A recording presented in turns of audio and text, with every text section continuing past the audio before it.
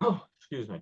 So yeah, this week we're going to go back to still pictures for a change. If everybody remembers those, they're the non-movie ones. But I've been sitting here. I have the scanner and everything next to me. So a lot of times when I'm just doing things, I put a slide in, scan it, put a slide in, scan it. I do other odds and ends. So I have thousands, literally thousands of pictures have been scanned and not fully restored. And past trips we've gone into the so-called vault to go get some of those. So gonna look back at the 64 fair. There's a couple in here that I think are kind of fun and different. And the thing again, you try to figure out when film was X amount of dollars per roll, and then you could only get 12 shots, and then you had to carry it off to the drugstore to get it developed. Why would somebody have taken a picture of that? And sometimes it's like at the beginning of the roll, he said, okay, the guy didn't realize the camera was loaded. That's why I took a picture of his feet. But other times you just have to say, oh, okay, I guess they found that interesting. And I'm glad they did because, as my writing partner, Bill Young, was saying, if he saw one more picture of the Unisphere taken from the New York State Pavilion, he was going to scream. That's when he was all of our pictures. And then you can see all the other pictures. There was a Kodak photo spot sign. I must take the picture, and people did it. But then right now and then we ended up with some others. So I'm gonna do some of those, and some of them are going to be nearer the end as we get through. But let me go to share screen. By the way, I did get new glasses, and they stink. So you may notice me leaning into the screen, looking at things because. I can see my feet very well. I can see my phone very well, but I can't see my computer very well. So when we finish this talk today, Carol and I are going back to the optometrist. So It seems like Bill's got a complaint about everything. one of the things that really pisses me off is Scott. Scott has to just make a comment about it. No. I have all that money for cataract surgery, and where does it get you? Are you showing any progress at all, Bill, on the eyes? What's that? Are you showing any progress on the eyes at all? No. Well, yes and no. Today I woke up and the eyes were just fine. Yesterday I woke up and I couldn't see out of my right eye. So it's really a crapshoot. It really is. And it just in distance wise, like I said, driving, I'm fine. We went out to dinner last night and everything was great. And although real quick, before jumping into the pictures, everybody knows I patrol for the LAPD, keep busy and everything. We were out yesterday and we ran into some officers at lunch who were saying, boy, it's been really, you never use the quiet word, but they did. It's been really quiet. We said, something will happen at the end of the day. Well, at the very, very end of the day, literally at 12, we finished at 2 o'clock. So at 1:58, somebody had a very bad hit and run. So we were there for an hour. So we came home and said, and there were two more of them after I said, I've had it, enough of the LAPD, I'm just going home. We went to dinner last night and I said, gee, I have this lottery ticket for a whopping $4. I got to go cash in. I'll do it another time. We'll go home. We walk out the door of the restaurant and have to jump back as a black and white comes screaming by because some guys had just robbed the liquor store 2 doors away. So we're there at the car, and I took my radio out to listen. And this patrol cars coming from the left, patrol cars coming on the right. Some going down the street, some going down that street. 3 15 to 16-year-old kids had gone in to steal liquor and punched out the owner. So the good news was that he wasn't seriously hurt. The great news was they caught all 3. But like I said, literally, we walked out the door of the restaurant, and here comes this patrol car. And I think, oh God, what do they do now? So it was yeah, the Q word. Q word. Every now and then I'll start to have fun with like our watch commanders. How was the day? And I said, well, it was quintessentially nice. But what happens if you get a call during this meeting? You got to stop the meeting. It would really depend on the call. It really would. I mean, the phone every now and then does ring. We've got big evacuate a neighborhood for a bomb scare. Can you come in? So yeah, it would really depend on what was going on. So I mean, what if this happens while you're here for the next 2 hours? Do you have to leave us? Phone rings, and if it's something that's major, I'll say to be continued. So it's like being a volunteer fireman. My dad was a volunteer fireman, and I don't know how many times he had to jump up in the middle of dinner or at 3 o'clock in the morning and go out and do it. They're pretty good though. They called the other night. We had a major landslide. Could you guys come out and block the road? And I was the only one available because we have like pilots, the throttle rule that if you've been drinking within a period of time, and other people was a Saturday night and they said I was at this party, I couldn't go. So we said, we can't go tonight. They said, fine, we understand. They're really good about it. But Carol knows that they call it strange times and for strange things. So anyway, let's share screen. We don't have any music today. We don't have any videos today. Need to push that. So we're going to start. We're back in October, coming up to the end of 1964 season. And we're inside the Henry Hudson Gate. There were about 5 different gates to the fair. And a lot of this would probably be repetitious for all of you experts who come every week, but I'll just go through it for the people. It's a fair number of people that do watch these things on YouTube. Each of these gates had these pylons there, entrance pylons. So the theory was you could find your way back to your gate. I always get a kick out of that because we have 5 entrance pylons and they all look identical. How's that going to? Yeah. So they did things like at the what you call Spokane World's Fair that were really neat. They put up giant butterflies out of fabric, but they were all colored. So you knew if you came in the red gate, the green gate, the blue gate, you found the right butterfly. Originally, these were supposed to go up with 2 pylons and then a bridge that went across the top of the 2.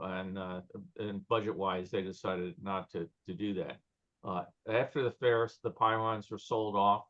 Some of them went to a theme park up in Massachusetts, no longer there, but you can still go to the park and find the footings where these were put in and taken out. Bill, what is the building kind of on the left side, the white building with the 2 yeah, that one. Oh yeah, little kiosks. They were real temporary little structures. A lot of them were manned by Greyhound Golden Girls to sell you tours on the Greyhound buses or trams that went around. They also had some that were over more towards the Gotham Gate, where you came in. They were trying to sell you tickets for the shows, to Broadway with Love and the one down at the amphitheater. So and then another one of these, they might be selling guidebooks. So they were just tiny little wooden, unair conditioned things for people sitting out there selling stuff. But why take a picture of this? What's it really show you? Yeah, that's the sort of thing you say. I don't know what took it, but somebody, when you walk in and you say, hey, it's the very first minute of the World's Fair, very first weird, crazy ass thing I've seen, they went and took a picture of it. And for that sort of thing, I say, thank you. I would have gotten closer to it at least. Yeah, I was gonna say they took the picture so they know where they came in. Yeah, I was That's right. 2 weeks later, they get their pictures back and they know where they parked. Yes. Right. And we go off to Lowenbrow, Munich. They had the wagon here that they would hitch up several times a day and go wheel it around the I place. didn't know they had a beer wagon with the Chrysler on top. Yeah, that was the air cooled beer. Back when drinking and driving wasn't a problem. Yeah, but this I've made mention in other talks about the Pied Piper concept. They use that very well here. They would hitch up the team of horses, they'd ride it around the fair, and they would have young Fräuleins up in front, waving to everybody and telling them, follow us back for a nice cold beer. And then they would go back to Lowenbrow and people would go enjoy themselves. In between, you could hop up and get your picture taken. Doesn't look like many people follow them here at this particular moment, but this was Looks like a cold day. yeah, it was getting again near the end of the season. So, and it also could have been very early in the day, but in the summer, this place was just packed, just absolutely full of people coming in for a beer and a sausage and that sort of thing. I've got a picture or a show where there's a bunch of nuns sitting in the back. To this day, I still don't know if the nuns were knocking down a nice cold beer, but they also, for the kiddies, they sold root beer. So They were drinking beer. I can assure you. root beer? No, beer, because beer. I think I've told you I had an aunt who was a nun, and yeah, she didn't get drunk, but she always enjoyed a cold beer. Oh, yeah, I went to a Catholic school, and boy, I still to this day, if I see a nun coming down the street, I cross over to the other side.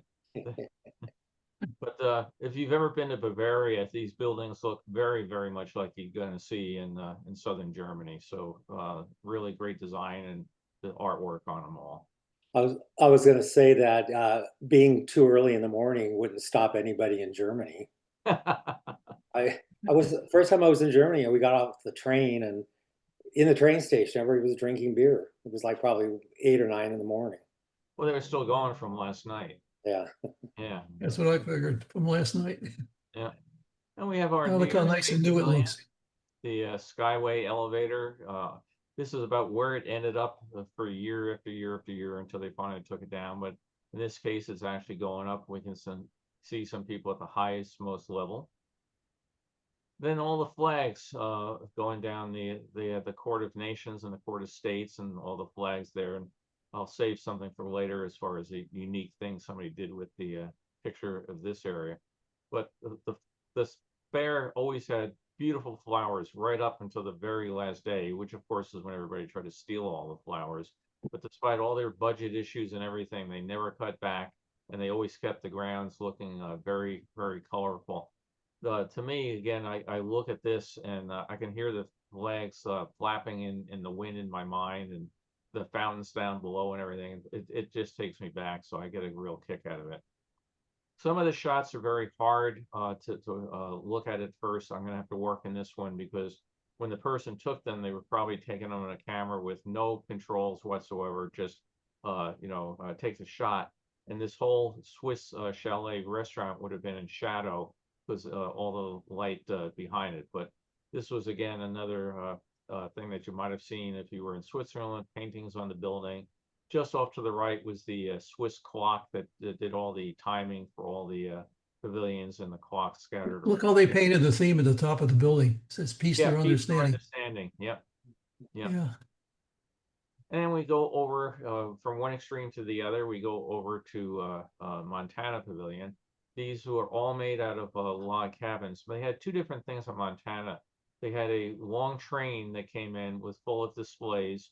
So they had a Western Museum and other odds and ends. And then they built these log cabins. And they were all pre-assembled or pre-cut in Montana, taken apart, brought back here and put back together.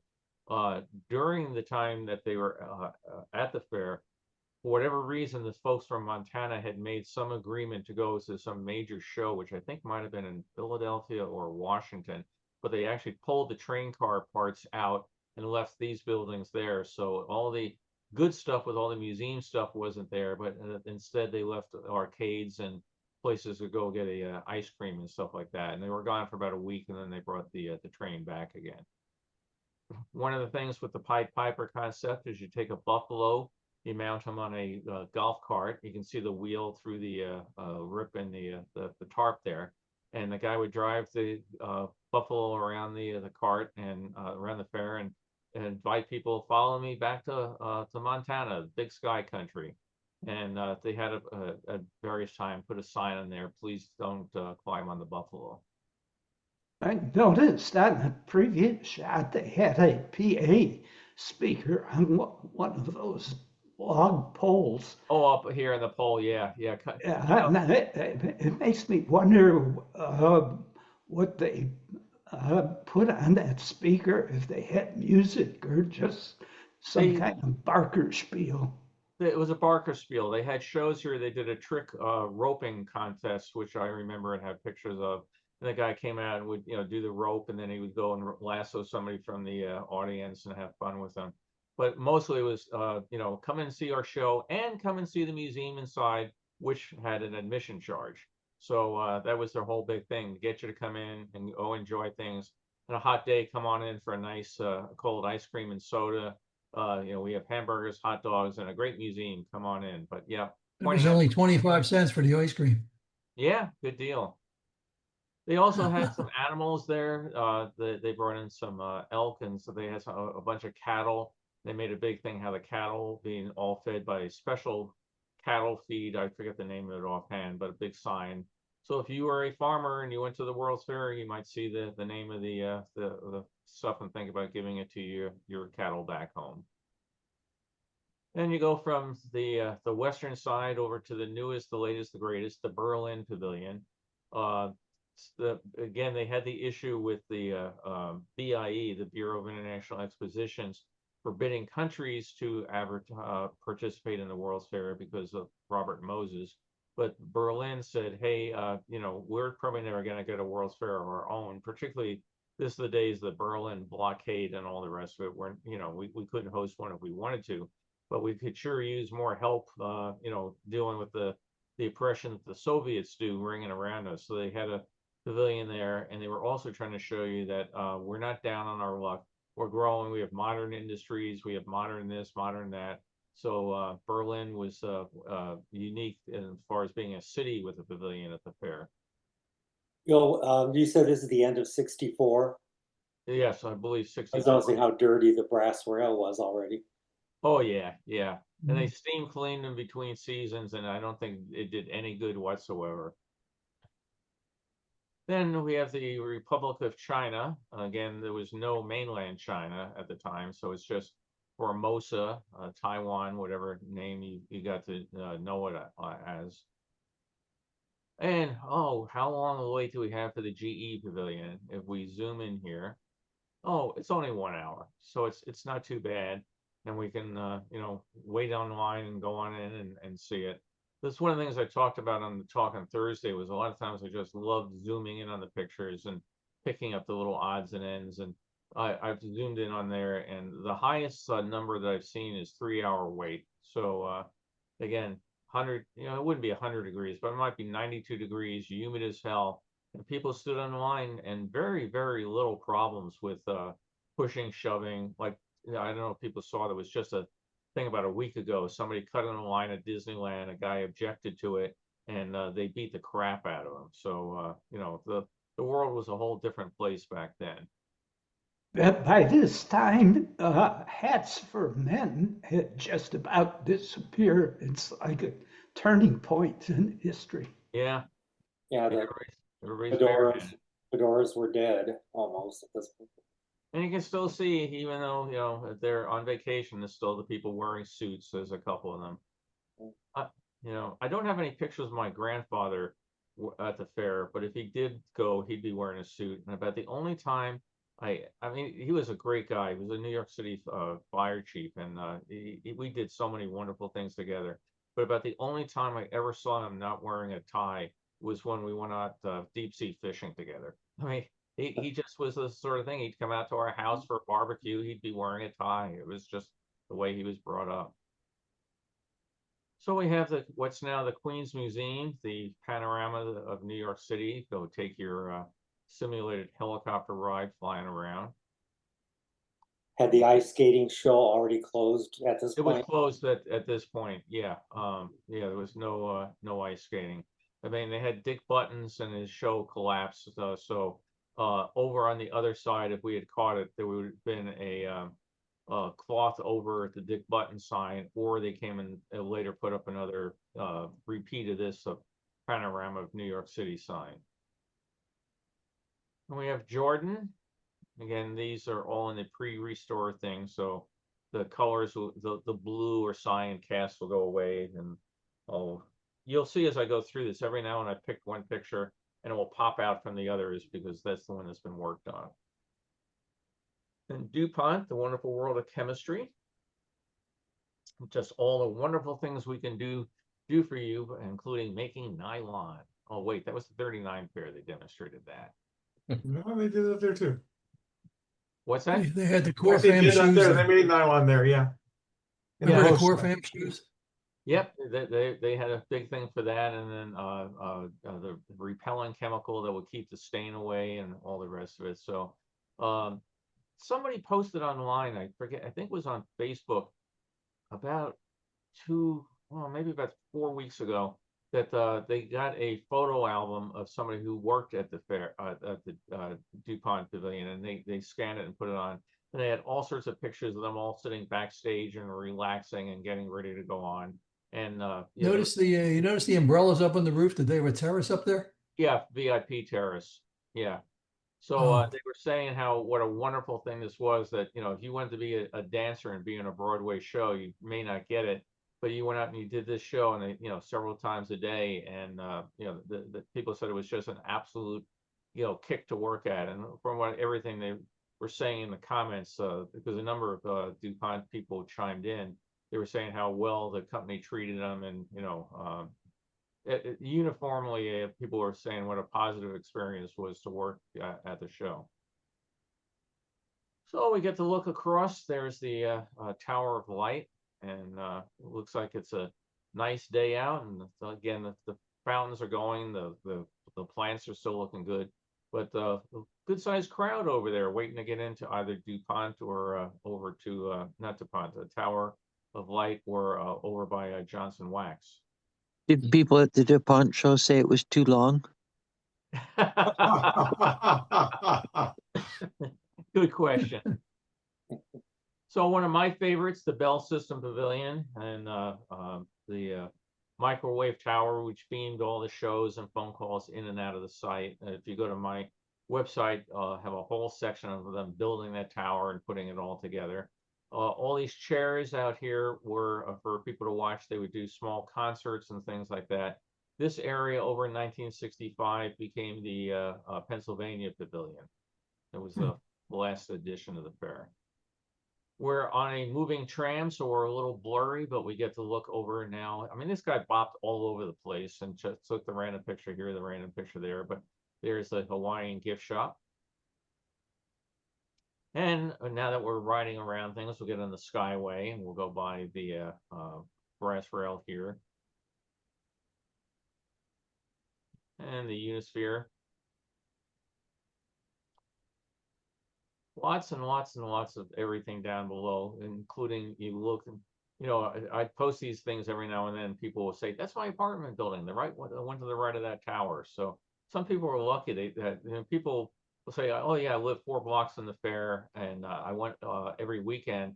And then somebody else, you see, they posted, I live 4 blocks from the fair and I never did get to go. How would you do that? How would you not say after school one day, I'm going to, spend my 50 cents for my ticket or whatever and go, or $1 and go over there? But I mean, I can't, who can figure people? So the American Israel Pavilion here.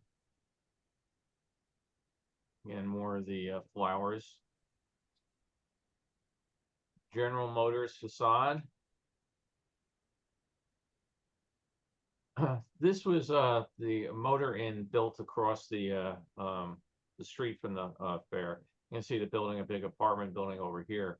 But when we had a bunch of people talk about putting something together, Bill Young and some other people put together something called Saturday in the Park, SIP. And they advertised, if you have anything from the World's Fair you'd like to come and show or share, let's put this together. Now, Bill, he's the fellow that runs NYWF64.com. He had never gone to the World's Fair, but for whatever reason, he woke up in love with it. And I was in love with it. Well, a whole bunch of us came, and we rented out the ballroom, which is, ballroom would be a exaggeration. I mean, the meeting room at this hotel. But this was built for the fair, so we thought it was very appropriate to have our first World's Fair reunion there at the fair. And it was really great. People came from all across the country. We had slides, movies, pictures, everything did it in there. And then we went off to the fairgrounds for a tour, in which it absolutely poured. So we went back to the hotel and watched more old stuff. So walkway over near going across the highway there to the fairgrounds. Down below, street sweeper. I mean, that thing looks like a Sherman tank, doesn't it?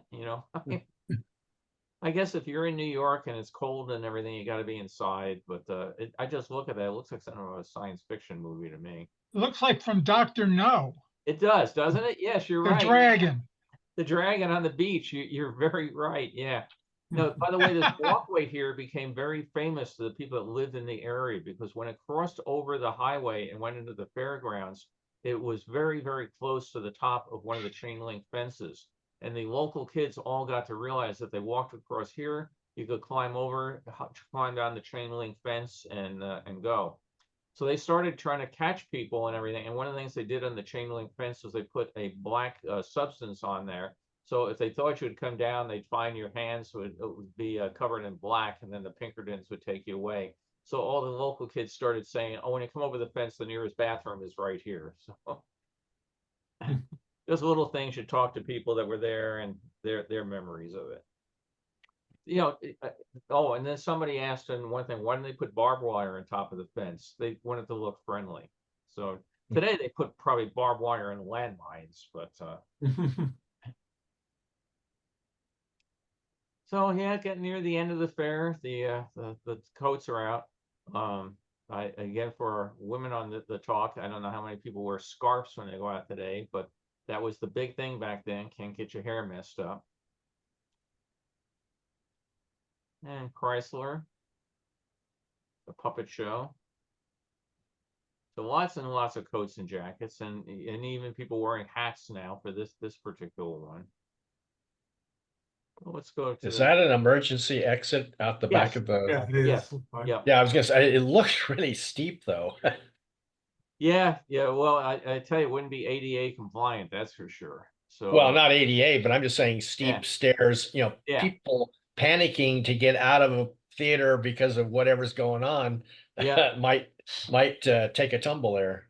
Well, I guess if you got to build the stairs, you build the stairs, and you hope you never use them. But then we're still October '64. We go see the latest, newest Ford Mustang outside.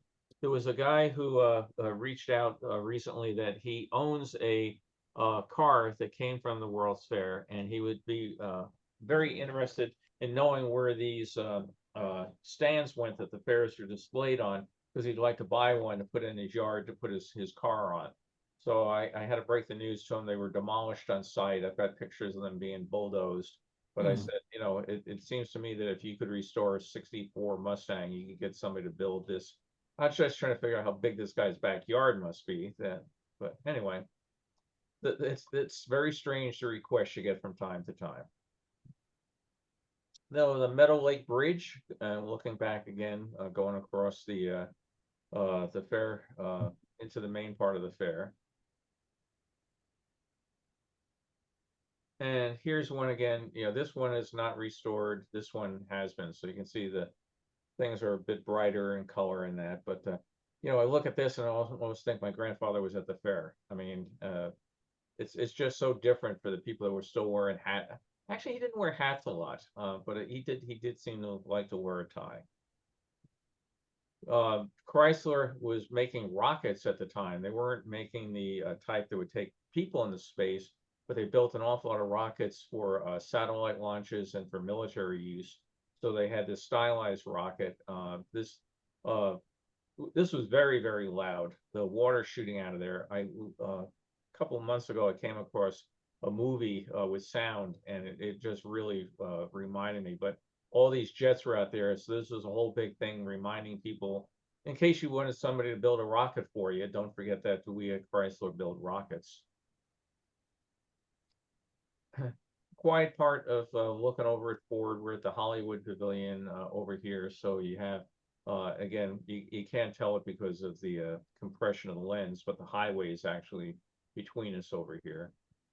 And the Sky Ride, there's a fellow named Robbie Von Roll. His family was the one that did all these systems, the Von Roll Skyway, and he runs a Facebook page talking about all the Skyways and which ones are still going, which one's gone. So every time I come across a Skyway shot that's nice, I try to restore it and share it for him. So his name is not just a screen name. No, that's his name. Yeah. Okay, because I've seen a lot of stuff that he posts. I actually always thought it was a screen name. Yeah, no, I thought so at first too, and it turns out it was his family. So yeah, he's connected with the Von Rolls. I just thought it was some fanatic fan guy, but no. Exactly. Yeah, his family. So it was a very big system. I mean, Skyways, they were being used, of course, at Disneyland and all sorts of places. But to have 2 sets of arms on it and 4 sets of cables and cars, excuse me, it was a very high capacity system. You can sometimes tell a picture of it's early in the day because only half the system will be running. And then they could take cars on, put cars off as they needed it. But it was a very well utilized system during the fair. Then we get over to Kodak. I've mentioned one of my long-term projects is to start dating pictures by, when they were taken by what's on the Kodak thing. But Kodak changed them over the year. So you can see we're into fall. So we got fall foliage. We get football. They would go off and change it. I've got on my site the whole thing of how these pictures were done. And people probably know it, but they're not giant transparencies. They're on a reflective type paper held there by fans that are pulling air in, and basically giant suction cups that are putting these up, and then they're lit from these lights down below here. Very effective advertising.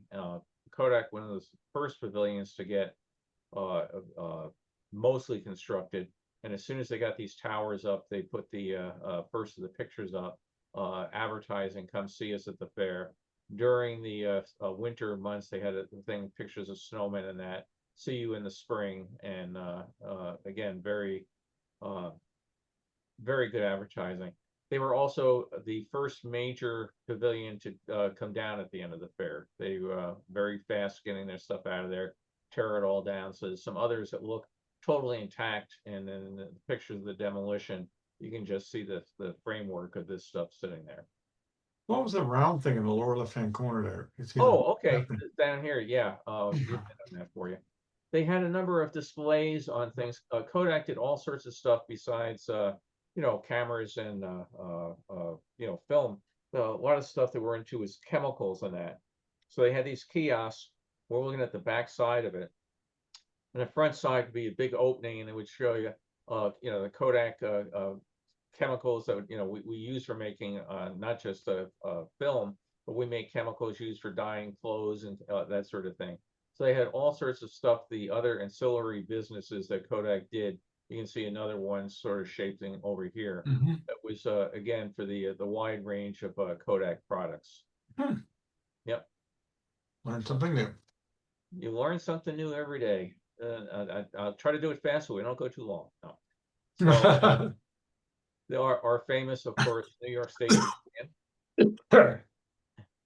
Then we hop over to Alaska, and I never knew until that Alaskan jade was a big thing, but you could go to the Alaskan gem shop, and they had a dog sled here. And there's another Bill Cotter. I get his email every now and then. It's very, very famous in Alaskan dog sled racing, and I always get emails about you mistreat your dogs. And I'm looking at my dog sitting in my lap right now. I don't think she's mistreated. I have to tell him it's a different Bill Cotter. But again, you go through 200 pictures of the Unisphere, and all of a sudden you come across the dog sled. It's geeky, it's weird, but I get a kick out of seeing the different stuff. So we're getting into we still have marching bands and everything come. Again, invite the bands to come in. You can march for free, but your mother wants to come. She wants to march a band. Tickets are $2 each, pay at the door. So it was great. They invited all these bands in. It was free entertainment for people watching them march by, and it helped with ticket sales. I don't think I was able to figure out. Sometimes you can tell from the flags and that exactly which group this is. Anybody recognize that state flag? Sometimes, like I said, you can figure out which marching band or whatever it is. And when I do, I reach out to, if that's particular band or organization is still around, I'll reach out to them and say, would you like a picture of your group at the fair? And people are usually pretty happy to get it.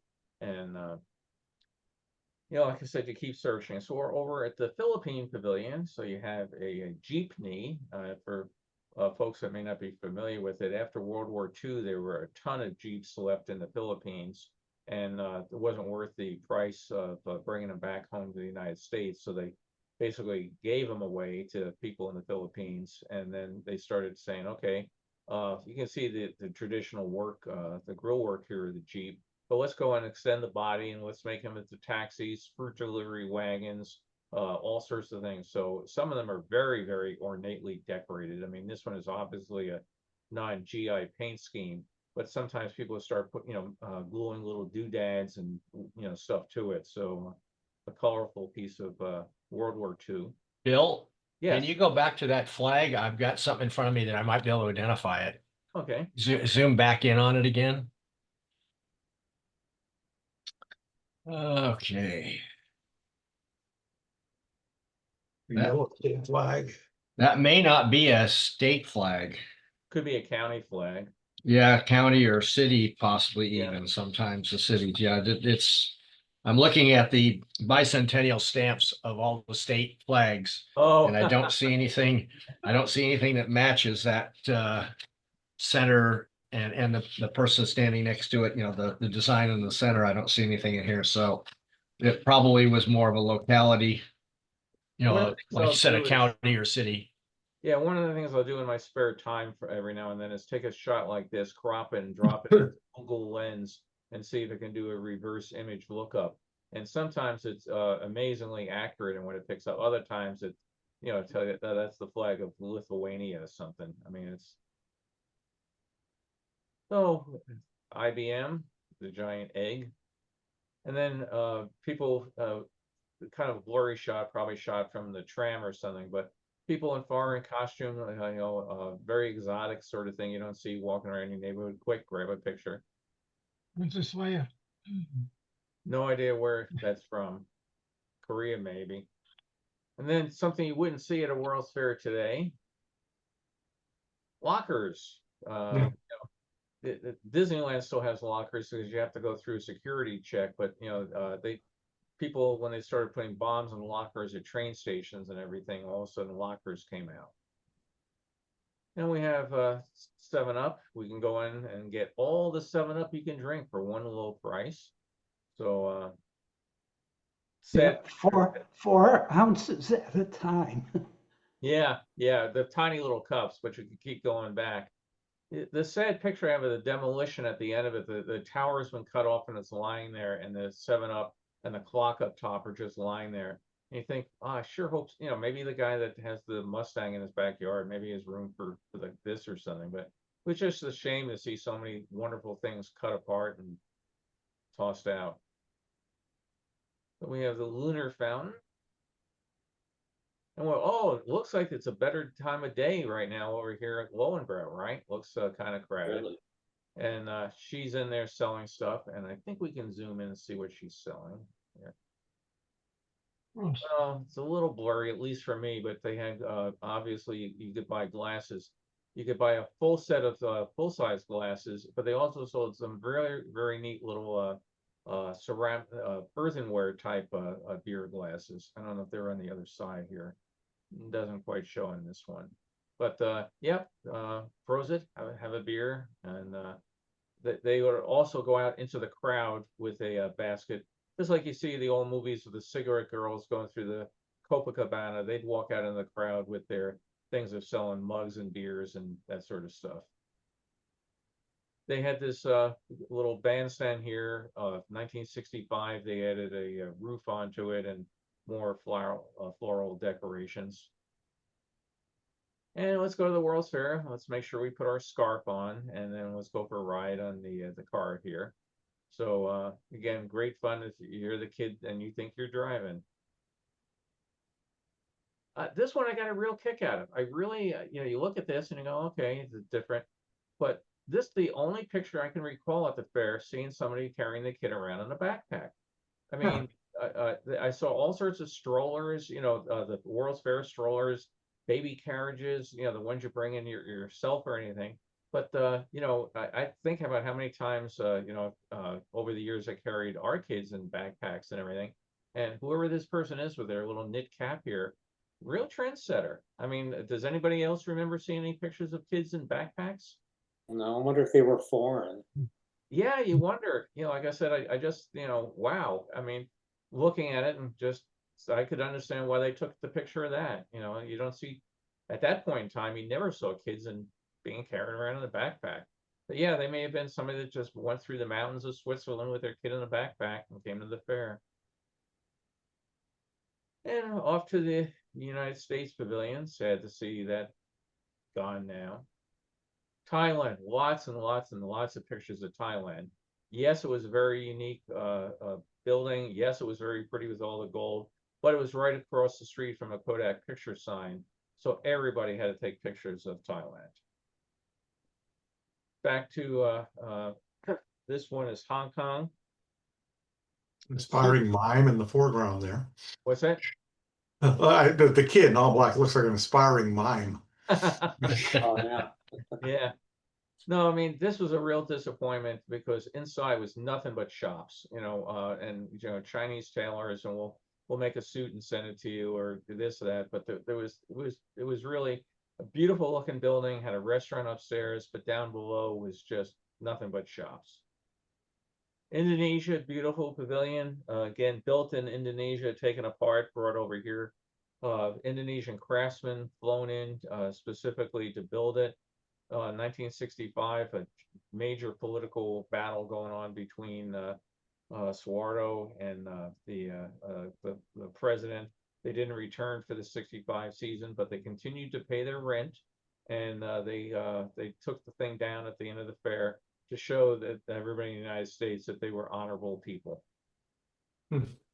And was it rebuilt in Indonesia? It was supposed to be. It was touted as that, and nobody has ever found a picture showing it actually rebuilt. But it was, yeah, because it was modularized and taken apart, put together here. The plan was to take it apart here and put it back together there, and that's what it was announced. But I've never been able to find any records or pictures of it being put back together. So we go over to Polynesia. We can go and watch the pearl divers, or we could go and get some food or whatever. Looks like it's getting late in the day and people are getting tired. But the fountains keep going. Yep, again, one I restored here because all the people, all the stuff to do at the fair, boy, it's just going to feel really good to sit down. And again, I could look at all of these. I could think about my grandmothers with their purses. Basically half the size of a VW Bug, but whatever you needed when you were in a trip, they had it. I got to restore this one. I love the look in this guy's face. Fun, isn't he? He's probably The hell are you? well, it's probably looking at the people taking the picture, knowing them, and say, "I am going to get you when we get home." But again, all these chairs here. My friend Doug Drexler owns 2 of these chairs and has them in his backyard under his luminaire light. So great fun. But yeah, the real space age stuff. After the fair, this stuff was sold off, auction left and right, and people would buy them and put them out by pools at motels and stuff all throughout the tri-state area. Now this one, I wish I could figure out. I'm a big fan of Voyage to the Bottom of the Sea. Yeah. Oh, Yeah. And I'm trying to figure out why somebody, graffiti this to say Seaview. It certainly doesn't look like the Seaview submarine. There's no view of the ocean there or anything. And I mean, I would love, this guy's laughing. He says, someday somebody's going to be trying to figure out why I wrote Seaview on that. Was Voyage not even on then? Was Voyage No, on? it came on. I think the movie came out in around 64, but the TV show was 2-3 years later. So again, I can't figure out. Bill, there's a Seaview Avenue in Canarsie. That could be, yeah. 'Cause that's where I lived. Yeah, maybe that's. I thought the movie was like the late 50s, wasn't that? I could be wrong. No, it was earlier than that. Because the TV show was mid 60s, because they made a big thing right when they went to color. The first. Yeah, year. no, I was thinking the movie was like 1959, something like No, that. the movie was around 61 or 62. Okay. And somebody can look it up for us, but yeah, okay, so this is where the Canarsie gang hung out. Okay. Anyway, I just, as I'm going through stuff, I look at it and I said, that's really weird. All right, let's see what we got coming up next here. Looks like Kevin Spacey. Come here, little boy. Yeah. Who like the chairs? They're cool. I don't know.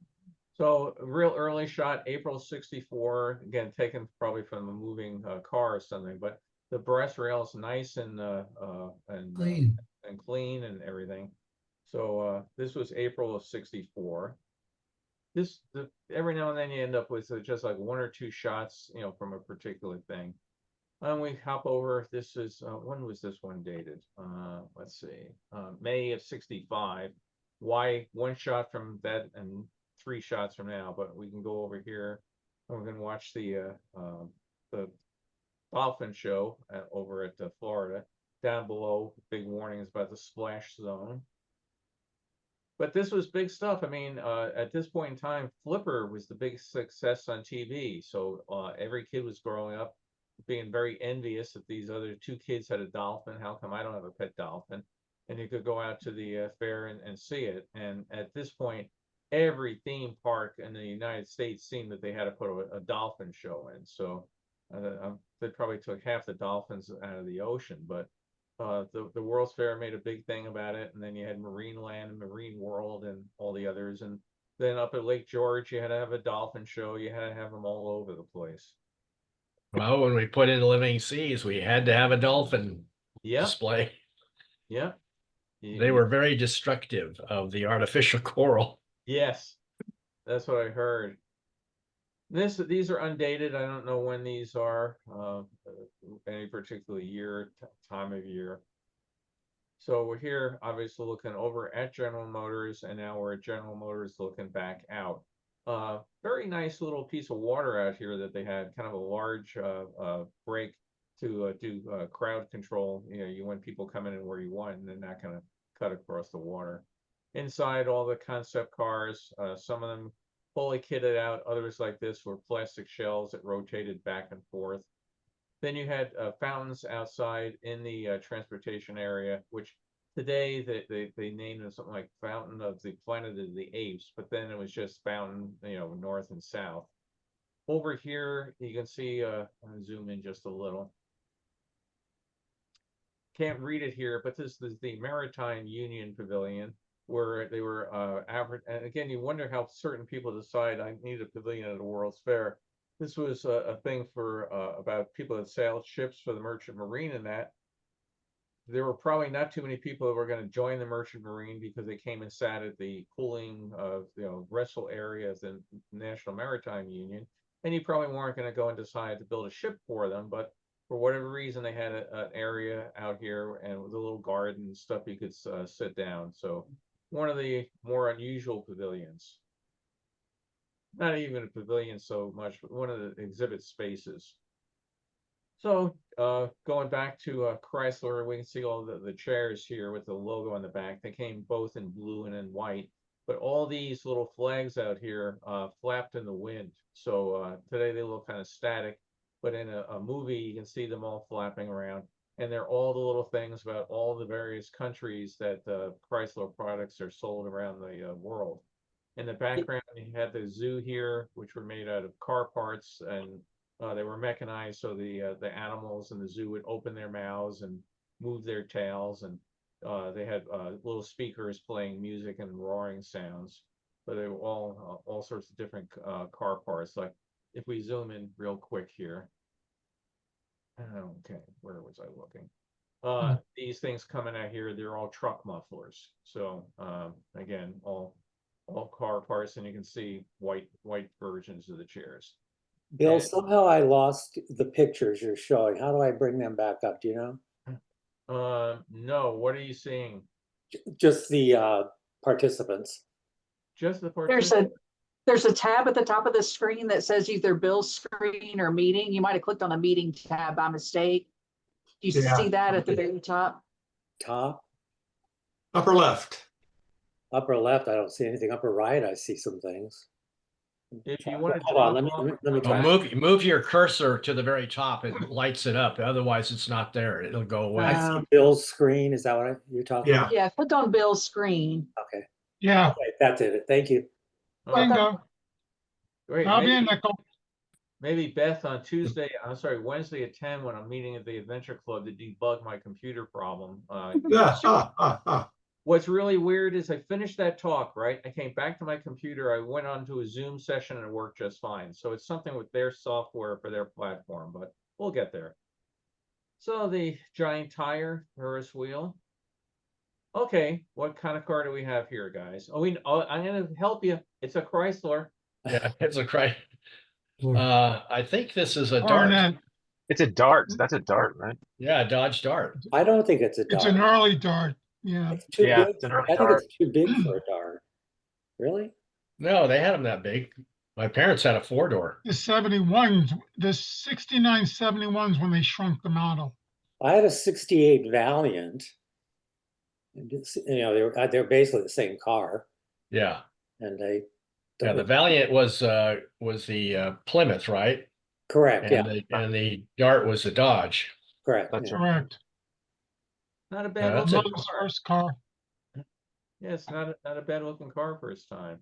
Yeah.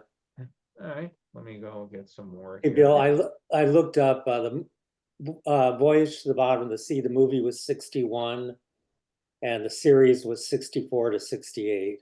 Okay, so maybe somebody was a Voyage to the Bottom of the Sea fan. Nah, he's from Canarsie. Could be both. Yeah, wasn't Voyage to the Bottom of the Sea filmed in Canarsie? Oh, yeah, right. Yeah, right. So we're back into undated months as far as 1964. Most of the things you can start seeing, like the ones we've been doing before, a lot of them had a cyan color to it. They were Kodachromes that had shifted over time. This was, I think, an Agvachrome, which they tended to go to this more purplish look.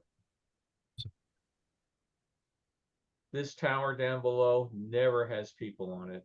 Just why they built it and never used it. And it has snack machines on it. So whoever had the snack machine concession, I don't know how often they went up and changed the cartons of milk in it or something, but they sure didn't make any money on it.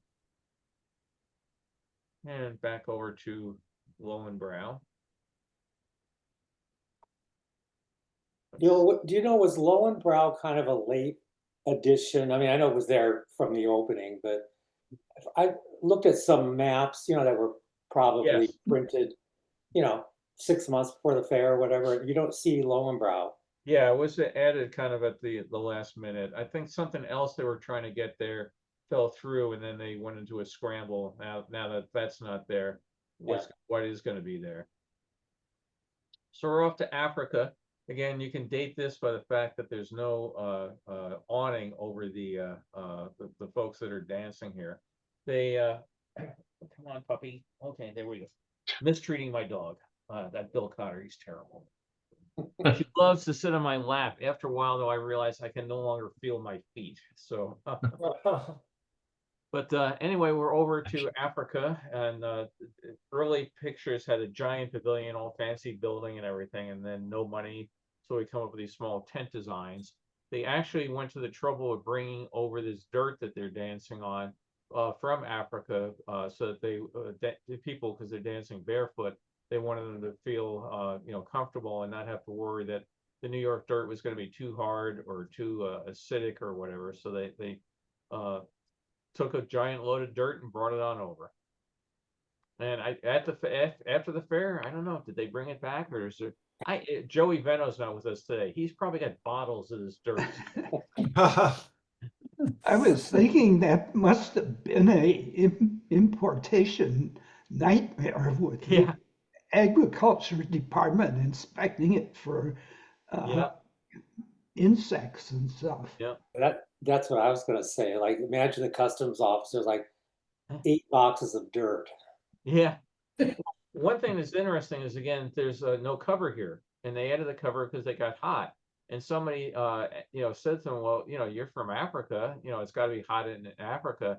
And they said, when it's hot in Africa, we don't dance.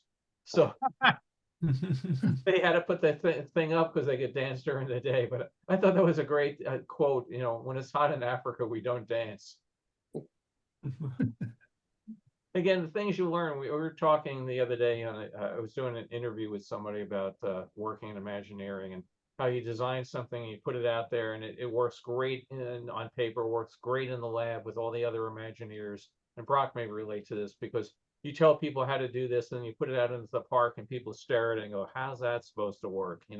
So, stuff like this. Oh, we'll bring over special dirt so they feel at home on it. Well, they were burning their feet and not happy. So very, very popular area. Again, often very big crowds thronging around for it.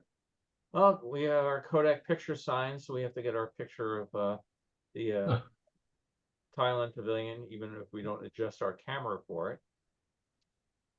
Japan, this stone wall was taken down after the fair, moved to a college, which was supposed to recreate it, and they never got around to it. And supposedly it's still buried in dirt on the grounds of the college with a couple of the rocks sticking above it.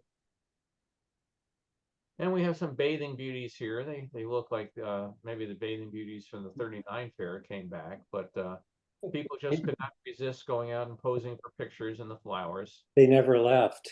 Yeah. They sat there through all the construction. What weren't the visitors highly discouraged from going out on the grass? Oh yeah, absolutely. But people did it all the time anyway. So You got 3 generations there. yeah. Yeah, I think you're right. Oh, somebody just reached out to me. I got to get back to them. Let me make a note to myself. They have a whole bunch of leaves from the money tree, and I was in touch with them, and they sent me a picture of it. A whole bunch of the leaves turned out to be traveler's checks too. But I was trying to ask them about what they wanted for the leaves because I thought folks might be interested. I'll have to go back, but yeah, the $1 million in money tree, and during the time between seasons, the money tree was taken down, put into storage, and put back up again because they didn't count. It was all legitimate, valid currency. They didn't want any of the construction workers or anybody on site during the winter to come up here and start helping themselves. Mitch Silverstein has been on some of these talks. He has a couple of the leaves of the tree. Bill, Yeah, that car we were looking at was a Plymouth Fury. Plymouth Fury. Fury. Yeah, yeah. Okay. Thank So you. that would have been a little bigger than the Dart, right? Oh, yeah. Slightly larger, yeah. Excuse me. We were looking at July 64. Now we're in October 64. This is out at the Mexico Pavilion. So these were some modern stylized artwork. When I saw these, I kept thinking, uh-oh, nuns. Actually, it looks like the what do you call him? The guy that runs around with the sickle, the death, Yeah. Yeah. stylized version of that. That's the Grim Reaper. Reapers, looks like a Reaper. Yeah, Grim Reaper. I couldn't think of Grim Reaper. Or Yeah, Dementors from Harry Potter, yeah. And there's Yeah, also yeah, that, there you go. that Scandinavian painter that did those. Can't think of his name. I don't know who that would be. There's a great cartoon which I was telling my son. My son really goes out for Halloween. We bought enough candy for a small army, but there's a great cartoon of the Grim Reaper standing at a door, and this little old lady's there with a thing of food, and he says, "I'm not here for the candy, Margaret. I'm here for, oh my God, those are full-size candy bars. We're good, Margaret." I see that cartoon. I love it. Because I think that was Mad Magazine. I don't know where it was, but I mean, what I get a kick out of is you buy all this candy to give away, and it says fun size. Fun. It's fun. I know, really. I mean, candy bar this honking big. Yeah, that means I'm gonna have to eat 30 of these to have fun. Yeah. So we have a group over here at the New York State Pavilion. I do have a whole bunch of pictures of Latvia Day. And I don't know if and I'll get to those later on with them dancing and that, but these costumes look very, very similar to the Latvia costumes. Does anybody recognize them or have another thought on them? Can you zoom in on that red one? Yeah, sure. Yeah, no, never mind. I thought it was maybe some kind of lettering of some sort, like it looked like it could have been Asian almost when it was smaller, but as you bring it, it's just a stylized design. Yeah, I Like mean, again, you get chevrons. some of these that are not not labeled, but again, I got this other box and it was labeled Latvia Day with the date. So okay. I'm assuming they're playing zithers. Yeah. Yeah. So another up there, and she's accompanying the zithers, and she's probably singing with the zithers. All right. So let's see. You know what the Latvian teachers say? What's that? Don't run with scissors. Oh, Oh, all right. All Oh. those in favor of voting Wayne off the island? So we're on our Pulaski way to the Skyway. fair, and we're so excited. We're going to take pictures of the bridge. And if I remember right, this is New That's Jersey. the Pulaski Skyway. Yep. Thank you. Which I It believe goes is over the Newark. place. Yeah. So there were some of these bridges that every time I drove over them, I was in fear they were going to fall down. They were so old, but now they've been rebuilding some of them. So what kind of car do we have here on the left? That's a Chevy Yeah, Impala. Chevy Impala. I- Impala. Impala, or there were three. Impala's models. with the There was three round Bel- lights is the Impala. Bel Air, Biscayne Bel Air, and Impala. Yeah, that's right. It could be, but it's a Chevy for sure. Yeah, for sure. Yeah, so I think the Impalas, that area where the taillights are usually was all some form of like brushed chrome or something like that. Yeah, and I think it might have been 3 on that year, and these are just 2, so it could be the lesser, Yeah. the Bel Air. Yeah. There's some ugly little cars up there. So Yeah, in more that modern. photo, the previous photo, there was a sign off to the right that said theater. So I'm assuming that was probably a drive-in theater. Well, Right there, that. Huh? Yeah, it says right. theater. To the right, Theater entrance. says theater Theater. entrance, yeah. Yeah. Who knows? Must in that part That of is an ugly Jersey, truck. I don't know if I'd want to go to a drive-in theater. It would probably smell like chemical plants. Yeah, right. GM had a thing they called the Tower of Power, where they stacked a whole bunch of trucks up. So Chrysler, of course, had to do the same thing. Anybody know what this little red job is? I figured It's it's a dented. barn thing that they did, but Looks like No a It's big, idea. dented in. looks like it's got a big dent on the door. Yeah, it does, doesn't it? it does, doesn't it? It looks like something, a predecessor of what you can import from China these days. Yes, yeah. Those little electric jobs. Could it be like a Simca of some sort? Don't know. Oh, no. But anyway, that's the sort of thing you spot every now and then. You go, kind of cool, kind of different. Then we have the Forms in Motion sculpture down here, which is in the park, but it doesn't have all this sculpture damaged and pieces came off.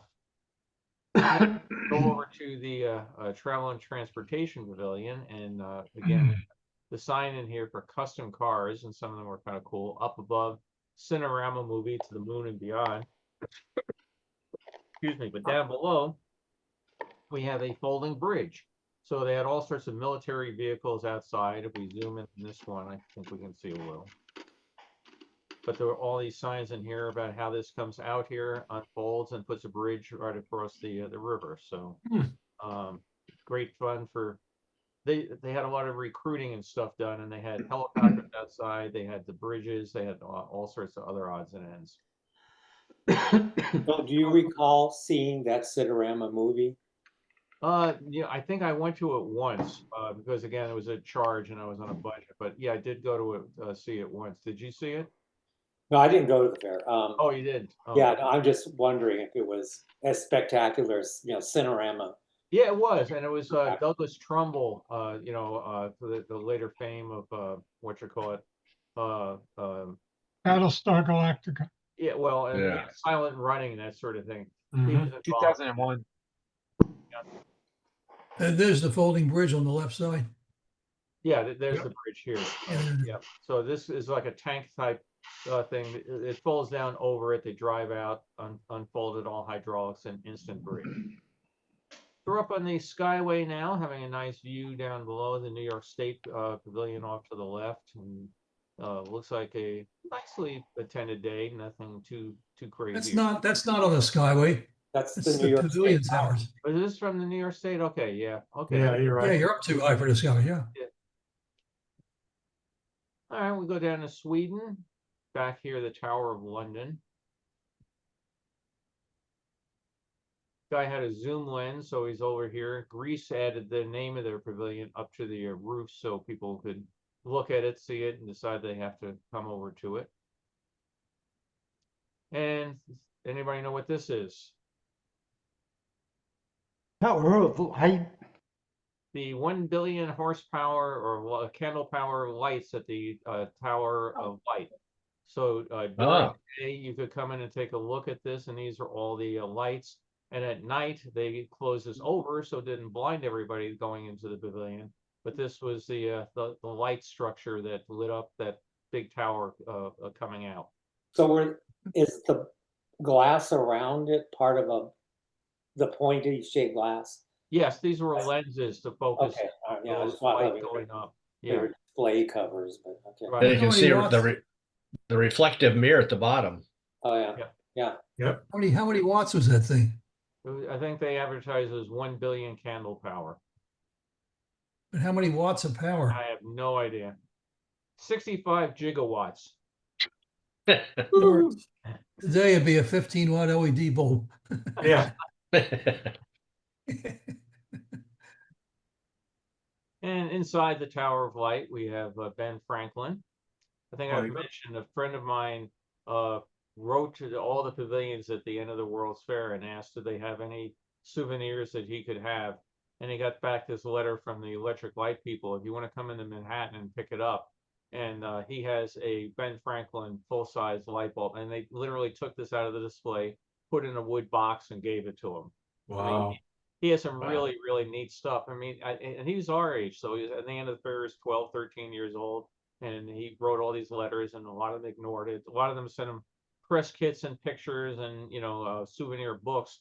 But he ended up, a couple of the pavilions sent him pieces of the pavilion. I am so jealous. Yeah, you almost never see, wow, another one from inside. You almost never see interior shots in this pavilion. Yeah, That's great. yeah. And we look over to Wisconsin. So down here is the awning over the world's biggest cheese. And then and here is this has become a radio station. I think it's Neillsville, Wisconsin. And then in here was Tad's Steakhouse. Slide that you could come down in the back and a very empty highway. I imagine that cheese was getting a bit gamey by the end of the fair. They actually took it back to Wisconsin, and it was there for about 10 years. It was all refrigerated. It was a giant tractor trailer refrigerator. They took it back there, and finally the motor started wearing out on the refrigerator unit. So they decided there was no sense in putting money in it. They took the cheese, cut it up, and I think they gave some of it away, sold some of it. And then they put a replica cheese in the trailer, which no longer needs to be refrigerated. But it lasted for quite a while. Styrofoam Cheddar, cheese. right? It was Cheese Whiz. Yeah. That'll last forever. Oh God, yeah. Probably you go to the bottom of the pyramids in Egypt, you're gonna find it there. Yeah, Cheese Whiz and Twinkies.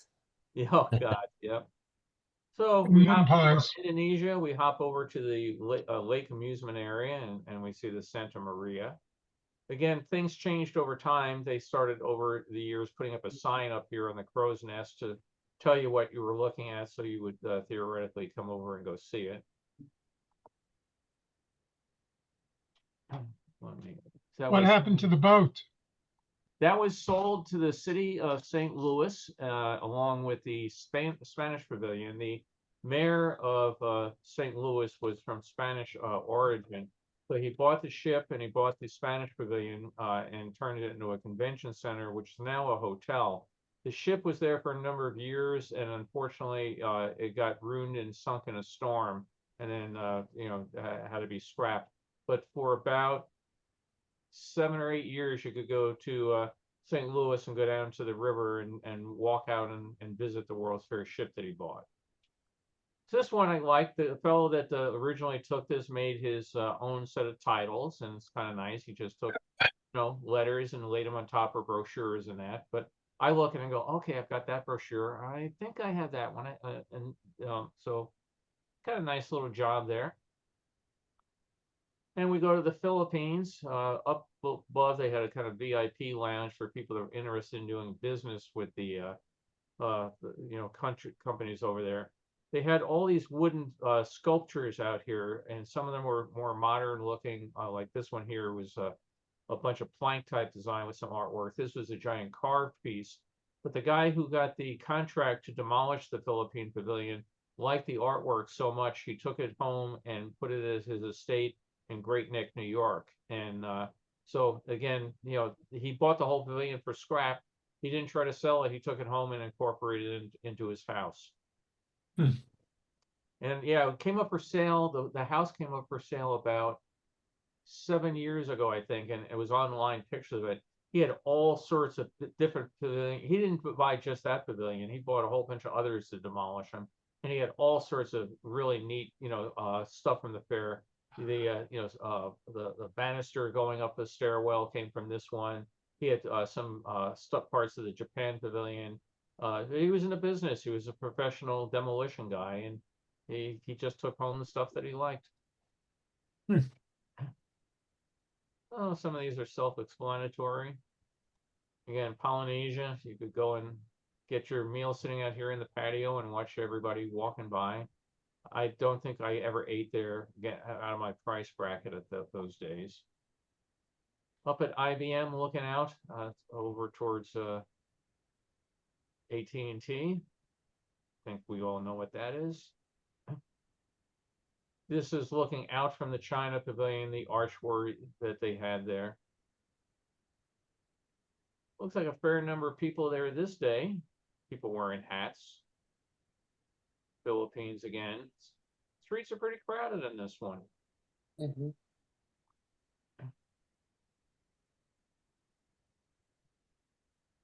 Yeah, when you see this number of people, you keep thinking if they had only come in this sort of a volume every day, the damn thing would have made money, If it kept making money, would they kept it past 2 years? No, the buildings were going to fall apart. The whole thing was they wanted to put the park in. So Robert Moses is vehemently opposed to anything.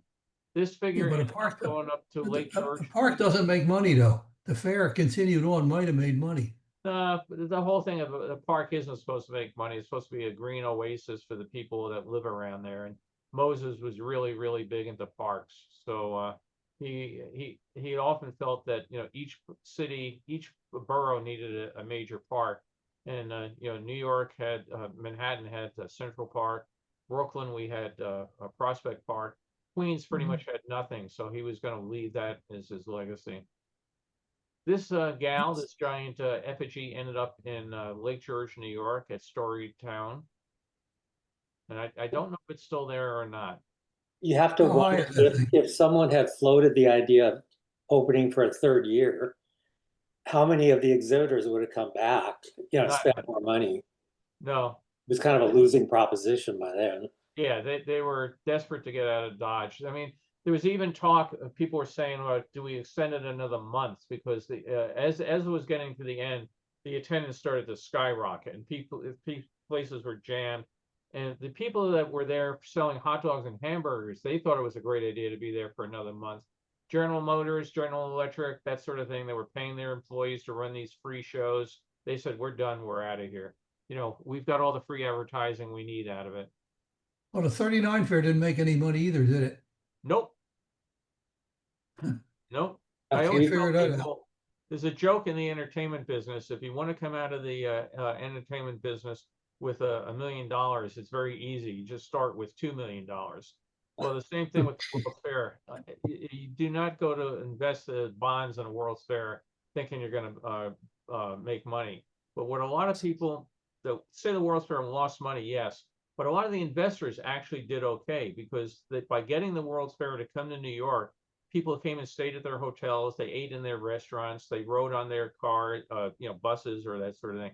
So a lot of times you had big banks like Chase Manhattan, just pick one out of random, would go and buy a whole bunch of bonds, never really thinking they were going to get the money back. But all the people now that were going to go and build a pavilion were going to go and borrow money from Chase Manhattan to build the building, sort of thing. So, there's very few World's Fairs that make money at the bottom of it. But the host city almost always comes out ahead in terms of sales tax revenues, that sort of thing. But if they lost money in 39, why do they think it'd be different in 64? Oh, well, you just tell everybody it's going to be different and they all believe you because everybody wants a piece of the pie. Well, Yeah, and Moses estimated the attendance to be was 70 million. Yeah. The 2 Okay. years it wasn't, didn't come near that. No, but one of the things is they thought they had their hand on things, and Moses made all sorts of mistakes. I mean, I think the guy was brilliant in many ways, but he certainly was not an accountant. If they had done some things differently, they might have made money. First of all, by pissing off the BIE, that was a big mistake, and that really took out a lot of the world's part of the World's Fair. So a lot of people might have gone more if there was pavilion there from, say, Germany or Ecuador or whatever. But one of the big things they did was they sold the tickets for the 2 years. So everybody's going out and they could buy the ticket books. The admission was $2 for an adult at the beginning and $1 for a kid. But you could go and buy a ticket book, and that dropped it to say like $1.80 or something. It was 20% off or something like that. Oh, you want to get back on my lap, puppy? Go ahead. So they sold all these ticket books, right? And this, oh my God, the fair hasn't even opened yet, and we have all this money. I mean, where are we going to put all this money? Well, they started spending money like drunken sailors, and they had a PR budget for the fair at the very beginning that was astronomical. And they printed up copies of this and mailed copies of that to everybody, and they did everything.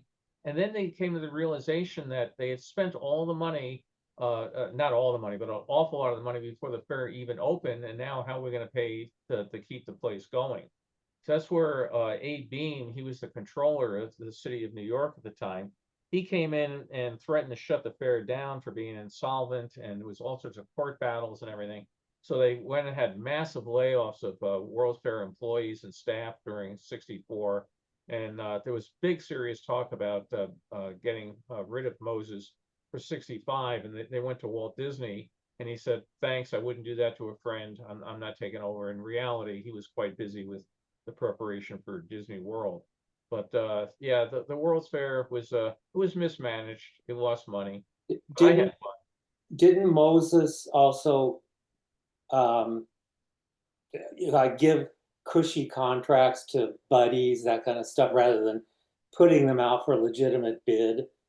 Yeah, he did. He took a lot of criticism, justifiably so, for that. But on the other hand, what happened is he went to people he worked with on other projects and that, and he came up with a deal on it that I will give you these cushy contracts if you'll guarantee no strikes, because that was a big issue that a lot of the unions thought they had a real in here. Hey, if we're 90% ready in building this World's Fair and we go out on strike, they'll have to pay us anything we want.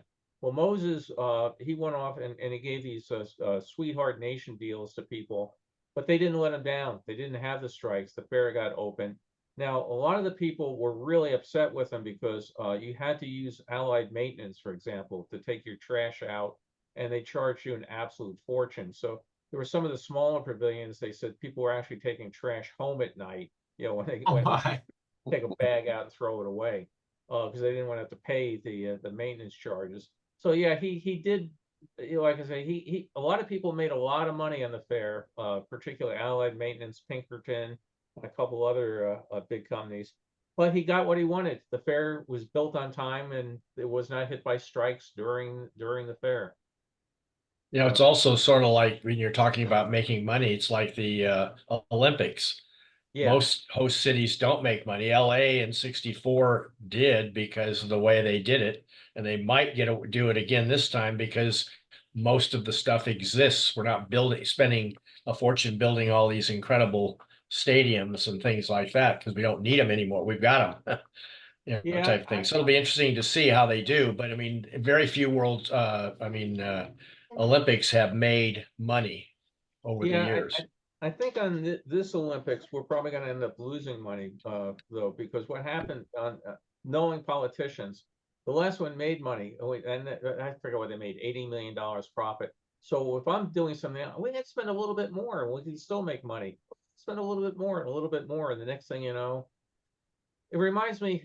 I don't know if I've ever mentioned this. There was a submarine that they were working on. I think it was at the Mare Island Naval Shipyard, and there were two crews working in the submarine. This is the days I was doing submarines, so we had a real post-mortem on this.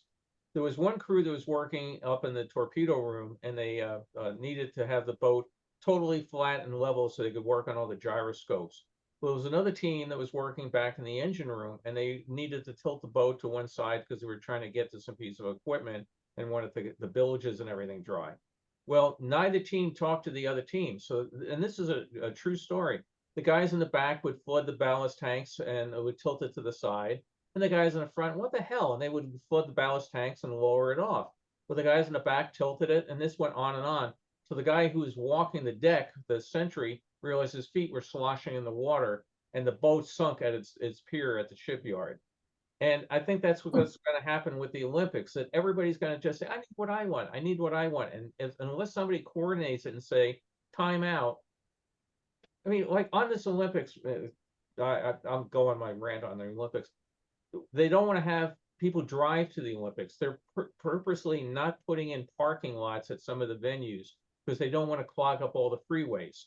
So they want to bring buses in. So they came up with the thing that they're going to need. I think it's $2 billion to get buses for the thing.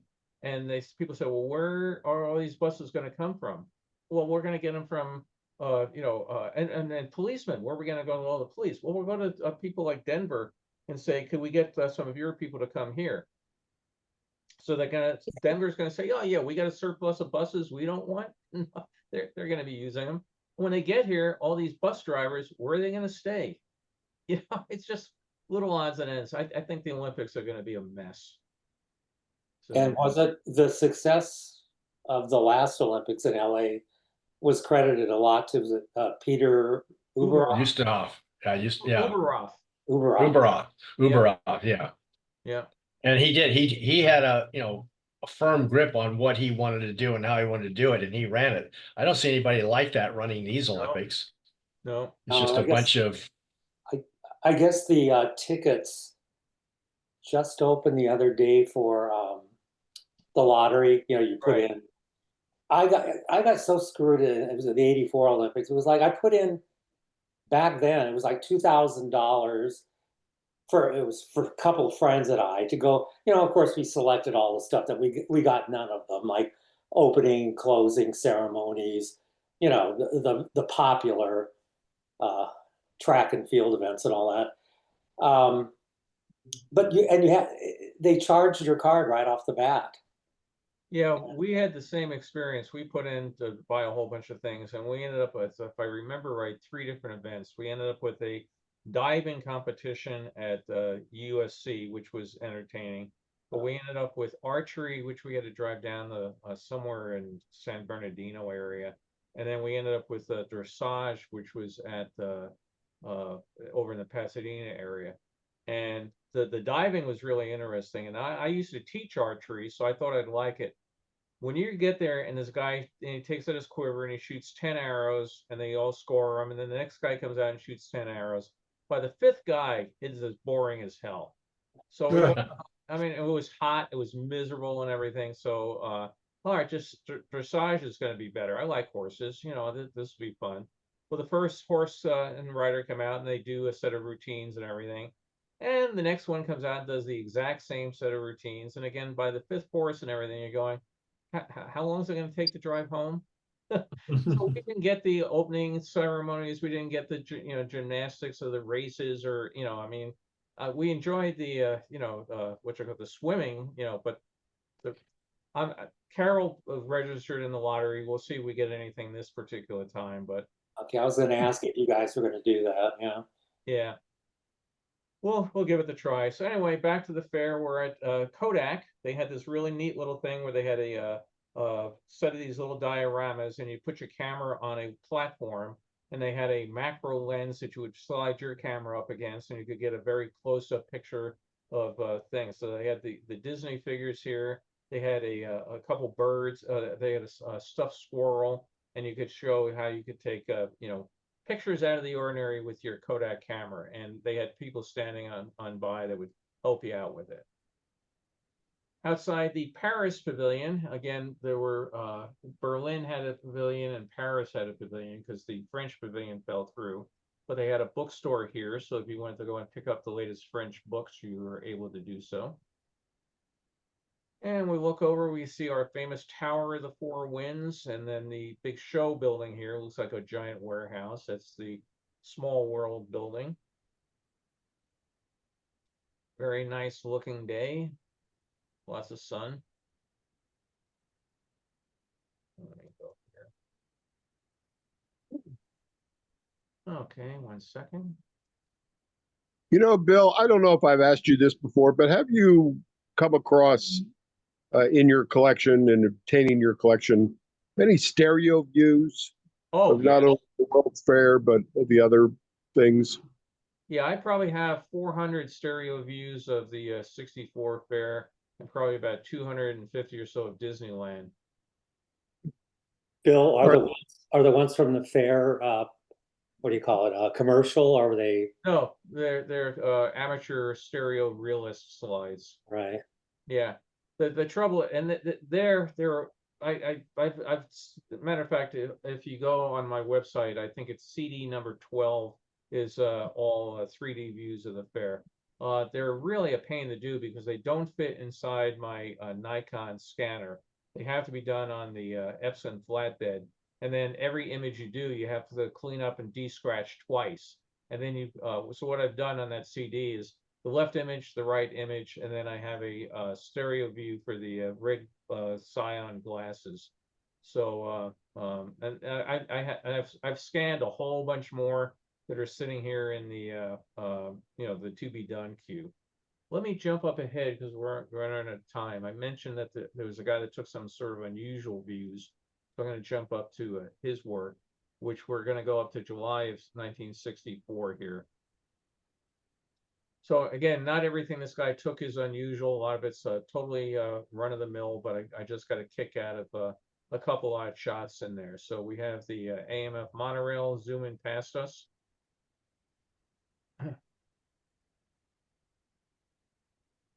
Okay. One of the dinosaurs, I forget the Strythiomosis. I have to go and look them up. Oh, for our Disney fans, here's Pluto out there with a little gal, and he's waving. Those costumes had to be real hot to be wearing in the New York heat in summer. So, but they're real popular. In the background, we have one of the arches. The where this is one up in an old. Oh, that's right. I took pictures up in Old Forge, New York. I haven't shown yet. I'll have to do that maybe next week. Carol and I were up there this past year and made a pilgrimage to go see a World's Fair arch in the middle of the Adirondack Mountains. So we have more dinosaurs, very, very popular dinosaurs that year. Took a picture of people standing on line, and you know, I said back then people behave themselves. This guy, he's gotten real informal. He's taking his suit jacket off, so you know, but he's still got the tie on. And this is going into these people here, or these people here. This is the line for Small World. Again, amazingly popular, particularly considering it had $1 extra admission. When it was $2 to go to the fair and $1 extra just to see one attraction, all these people are online. And then the money, of course, did go to UNICEF. It was, you know, Pepsi was very nice and donated it. But we joke today about, oh my God, that song's in my head.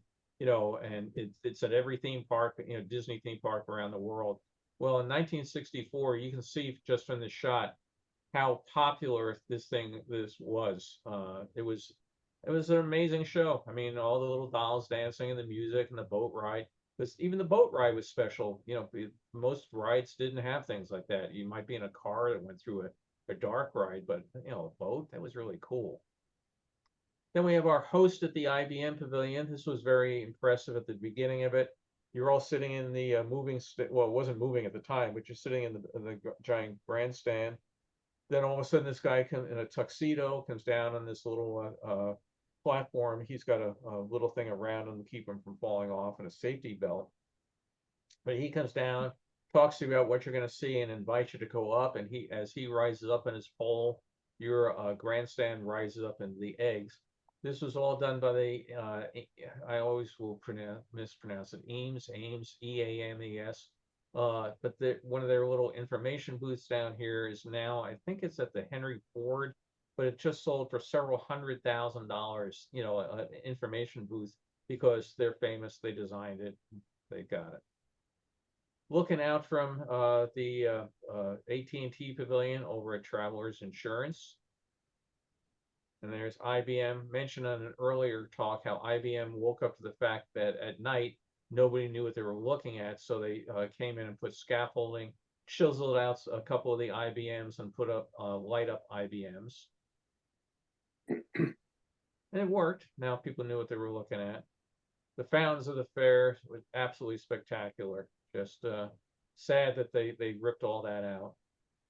And a nice nighttime view. I mean, the fireworks haven't started yet, but you know, when these fountains are going, the music was going, the fireworks were going. I just love nighttime at the fair. And then the flagpoles that are left from the 39 World's Fair, they were relocated for this one, but they're still on site today.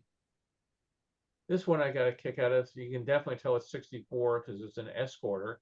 But we're looking down from the New York State Pavilion Tower, and this guy had to be leaning kind of far over the edge to get it. Now we're over to Polynesia. In this particular one, they ended up later putting a more of a covering over here, but you can see all the crowds in here. In the back, if you wanted to, you could go and get a Pepsi. I mean, real cutting edge stuff. But they would come out in these little canoes, come out here, do their fire dance, and around the edge, you could go, you know, quote, pearl diving, unquote. It was reach into a bucket and see if you get, you know, one that has a pearl in it. I'm assuming those palm trees were not real. No, these are fake ones here. Yes. And anybody know where we are here? España. This was the patio outside the Spain Pavilion. And very colorful with all the lanterns and everything there. You can see the clock for 7-Up in the background, but I got a kick out of this shot, lots of colors. I have some other shots where these poles are here, but this is the only one I have with all these lanterns in it that I can think of so far. Did you ever get a night shot of that? Of this, no. Okay, No. because they look like they're set up to light up. They are. You can see they're Yeah. hanging the electric lights here. Like I said, I've got it with these poles here and these lights, but this is the only one I can remember with all the lanterns. And again, this was processed in July of '64, so I don't know exactly when it was actually shot, but maybe they didn't last in the wind or anything, and that's why they're not in the later shots that I have. So one sky streak going up and the other coming down, and the VIP level down here for the fair. And this is what, again, we start getting into the pictures that are interesting. There's all the flagpoles are here, but no flags on them. And then this looks like spools of wire if we go down below. What are those yellow things at the bottom? What's that? What are those yellow objects? That's what I'm saying. I don't know what these particular things are, but they've laid out one at every flagpole. There's a World's Fair maintenance truck. Are they standing up on the other side? Yep, they look like they are. Yeah. They I wonder look if they were They're lights or leaning, something. they're leaning at an angle too. Yeah. Yeah, I wonder if they were like lights. Straight. My guess is there's a light from here going to shine up, but these and these here are going to shine up over there. But we'll get, I mean, again, no flags on the pole. The lights that I knew of were here were shining straight up. So I'm going to have to come back and try to find more shots of these. But we're going to come up with a really weird shot that the guy took coming up. Not this one. He's got pictures of Not a bad one. No. And just walking down the street, lots of whoops, again, the back side of the lockers over here. And, oh, planes coming on in. Here's one of the pylon towers, so I can go find my gate. Oh, except that might be the wrong gate. Again, why they didn't color code them or do anything, or put a big number up at the top, you know, number 7 or something. But again, put a thing so you can find a gate. Whether it's your gate or not doesn't matter. Here we go. We've got one of our ever-present nuns. She's on line to go for the Swiss Sky Ride. So you can tell it's a Swiss Sky Ride because these are posters of things in Switzerland. And this, again, pictures why people took it. Ahoy! Welcome to the Maryland Pavilion for the Maryland Yacht Club. In all my pictures of the World's Fair, I don't think I had ever seen this show up. And this was really, really very, very dark. I had to do a lot of work to bring this one back out. But I got a picture that, you know, I got a kick that this guy felt. Maybe he's from Maryland. Maybe he owned a yacht. I don't know. But, you know, just the funny little things people take. And you could see it more in conjunction with the whole restaurant behind it. They're all eating crab cakes. Yeah, yeah, it was very popular restaurant. It was really very well done. They had a fire during the fair, and it was one of the only, I won't say major, but it was the biggest fire at the fair. Their kitchen caught fire, and they put it out, and they went working like bats out of hell to reopen and get the place going again. They actually had 2 restaurants, and they were able to, for a while, serve them both out of the one kitchen while they were getting the other one rebuilt. But that's more of the Maryland Pavilion. Bill, did you recently post a menu from that restaurant? No, somewhere? somebody else did. Yeah. Yeah. Yeah, because I think I made the comment, it was expensive. Because if you multiply, do the what do you call it, inflation calculator. I figured they had like a fried chicken dinner, and with a glass of iced tea, it came. Today's price would be about. I think I figured it was like $34. Yeah. That's Yeah. even by today's standards, that's pretty expensive fried chicken. Yeah, that's why, again, with some of these places, I could only see from the outside. I ate a lot of hamburgers. I didn't eat a lot of tri-tips or, T-bone steaks at the fair. The backside of the Maryland Pavilion. And then we go over to the lake amusement area, and here's Hawaii. Oh, a VW bus. I know that one. It's actually a special one because it has the extra windows on top. Oh, okay. On that Hawaii picture, what are the poles running vertically through the picture?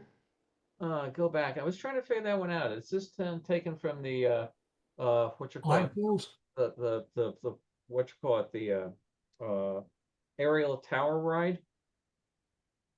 Hmm. I have to go and map that out more carefully. Oh, there's a gate. We can go find our gate. Yeah.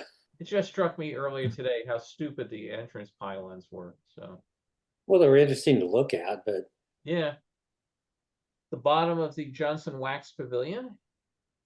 Again, You don't see that too often. yeah, weird thing to take a picture of. Or As a drain outside of plug at the Hawaii, bottom. we'll get a pineapple. They actually had to put signs up there about these pineapples are irrigated with non-potable water and are not safe to eat. Because people were going and just reaching in and pulling out and eating the pineapples. In reality, that was real water. They just put signs up, and they just, people stopped eating them because the sign said they weren't safe. I could see somebody taking a picture like this because, if you're on the east coast of the US, how many times did you see a pineapple plant? Not much. Yeah. But okay, how about this one? Oh, You had this on Facebook. I can't yeah. remember what you said about it.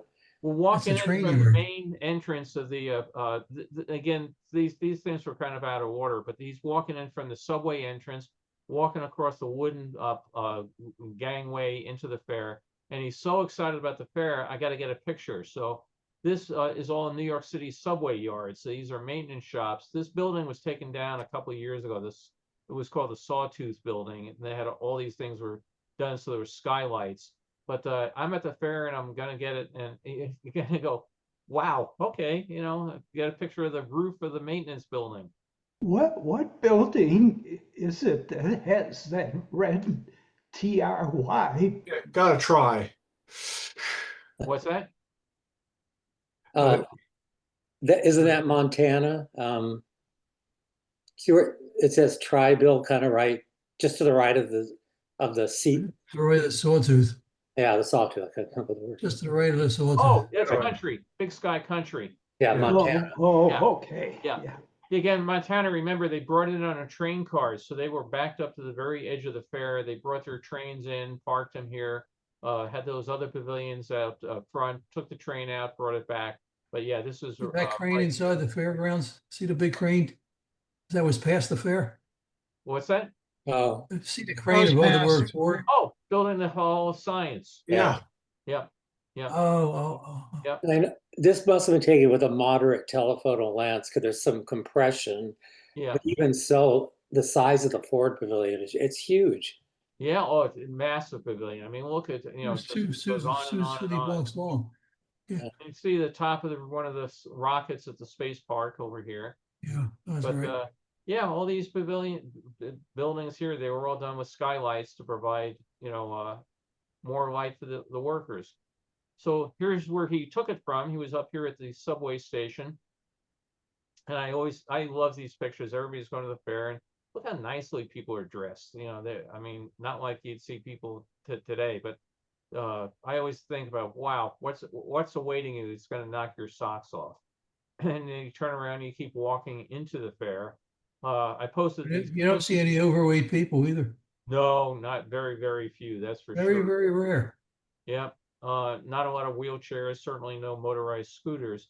But somebody was complaining that they haven't replaced these boards since 1964, and they keep coming up and tripping you. So, if you want to go to the World's Fair site and have some memorabilia, take a chisel and take a piece of the board.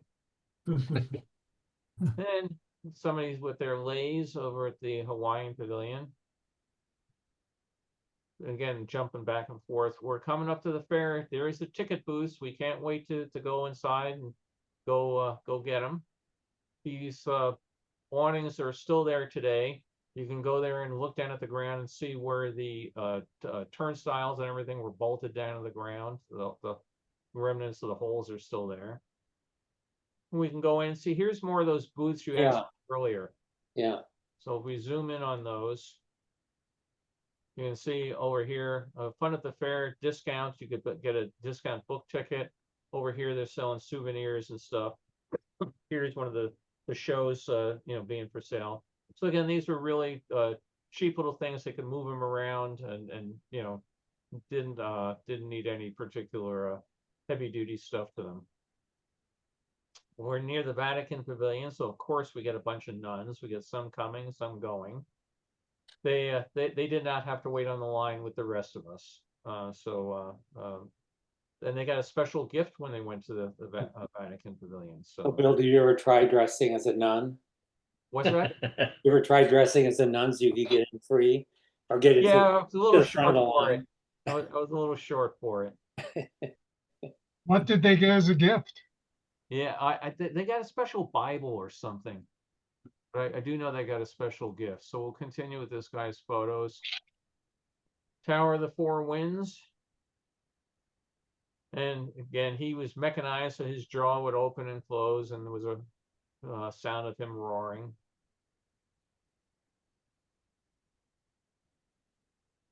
There, the future Mrs. Dick Nunes.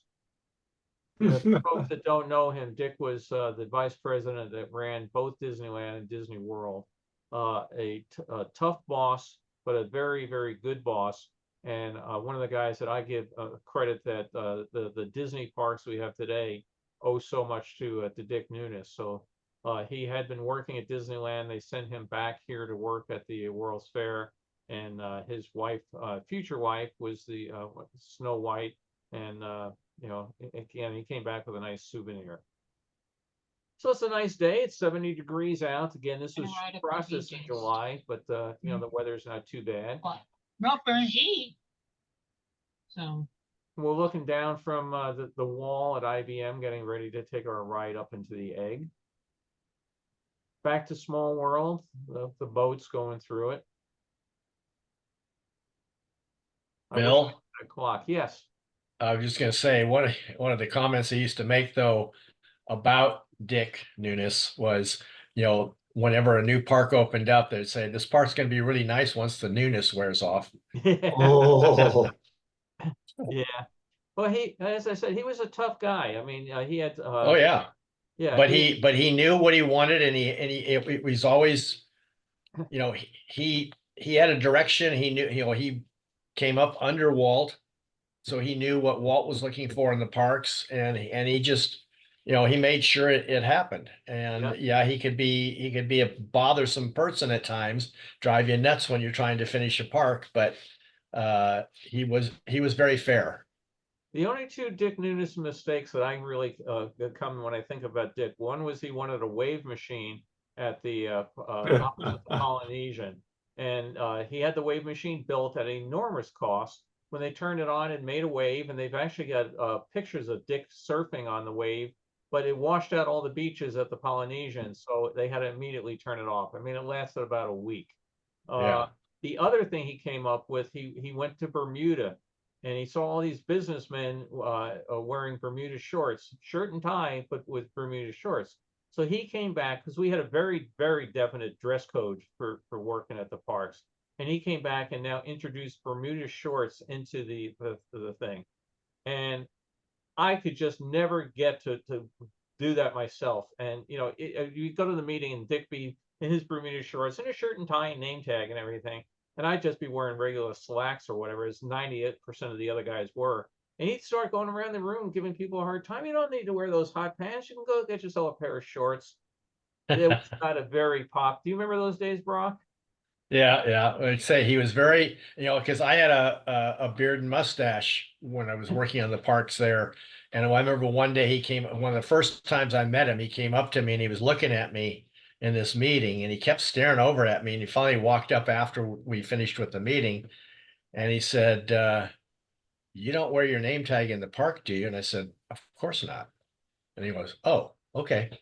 He was very concerned that I was going to walk across the park with my name tag on, sporting a beard and mustache, because all employees were not supposed to do that. And I was very conscious of that even before he did that. And I always, whenever I went from behind scenes, had to cross the park to get to, like we were building Snow White, the new Snow White in Florida, walk across the park to get to the site, I would take my name tag off as soon as I came through the gate, walk across the park, and then as soon as I got into the building, I'd put it back on again. Just because I knew that was a very, you know, big deal. And nowadays that's all changed, of course. Yeah. And So I guess at everything. Christmas time, he wouldn't let Santa Claus in either. Yeah, had to get a special dispensation for Santa Claus.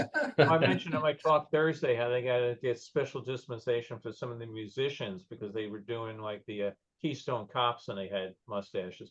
But I think the first time I met Dick, I was in a meeting and my hair was long, I think longer now than it is, and it was over my ears. And at the end of the meeting, he just walked up to me and said, "You from WED?" And I said, "Yeah." He goes, just shook his head and walked out.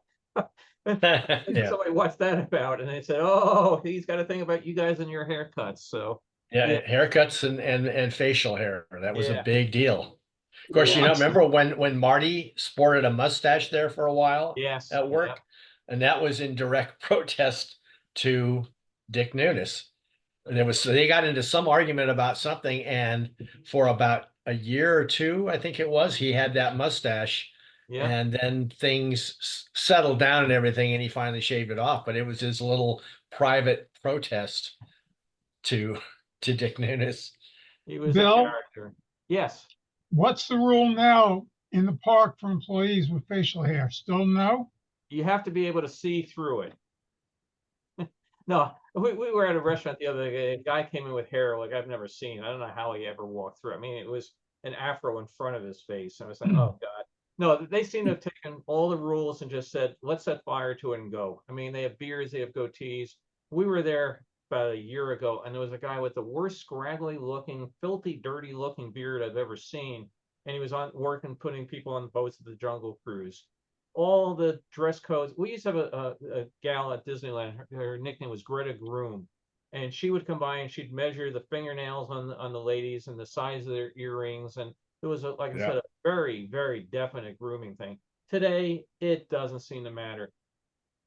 We would have to go, if you were working in the park in costume, you would go to wardrobe, check out your costume, go to the locker room, put it on. Now they tell people to take their clothes home because they don't want to pay for the time that they were doing this, walking back and forth and getting dressed. But I've seen people in the park with food stains on their clothes. I mean, it's a whole. I go to the park today and my skin starts crawling. It really does. I mean, it's. I don't know what your experience, Brock, is, but the magic is really lost with some of that. Well, you know, that's the problem. And I think that's why they kept it strict for so long was it's not a question of somebody could have a very neat looking beard or mustache. They could be working in Frontierland where it perfectly fits in and the whole thing. But how do you, once you let that go saying, well, you can't have it, but once you put regulations on what it can be, then that's where you get into your really soft area where somebody can go to court with it and complain that, well, just this guy, this is the way I style my beard. What's the big deal? You know, on one side, I can look at it and say in the new Star Wars lands, it works with the costumes because you look at the characters in the movies, there's a lot of people with facial hair and all that sort of thing. And so that works. And so it's, but Oh. again, you run into the problem. You can't control it once you let the beast out, you know, and people with dirty hair and, you know, just, yeah, that I don't understand how they can say, you know, you aren't, there are certain grooming standards. Of course, some people will say they, you know, this is the way I choose to groom myself. And as long as, you know, I don't know, it's really hard to control. And that's, I think the problem they've run into and why for so long under Nunes, you weren't going to change that is because, you know, he knew that it's opening Pandora's box, shall we say. Yeah, I asked the manager one time about it, and he said if we enforce the old dress code and everything here, there'd be maybe 35 people working in the park. They just couldn't get people to come to work anymore.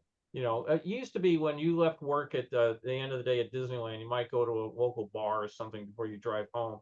You could always tell who all the Disney people were in any place around Yeah. there. Because everybody else had long hair, you know, looking like a hippie, and there was all the guys who looked like they came out of the Marines. So. And that is true. It's part of the nowadays, like we've always made comment, people went to the fair in suits and ties.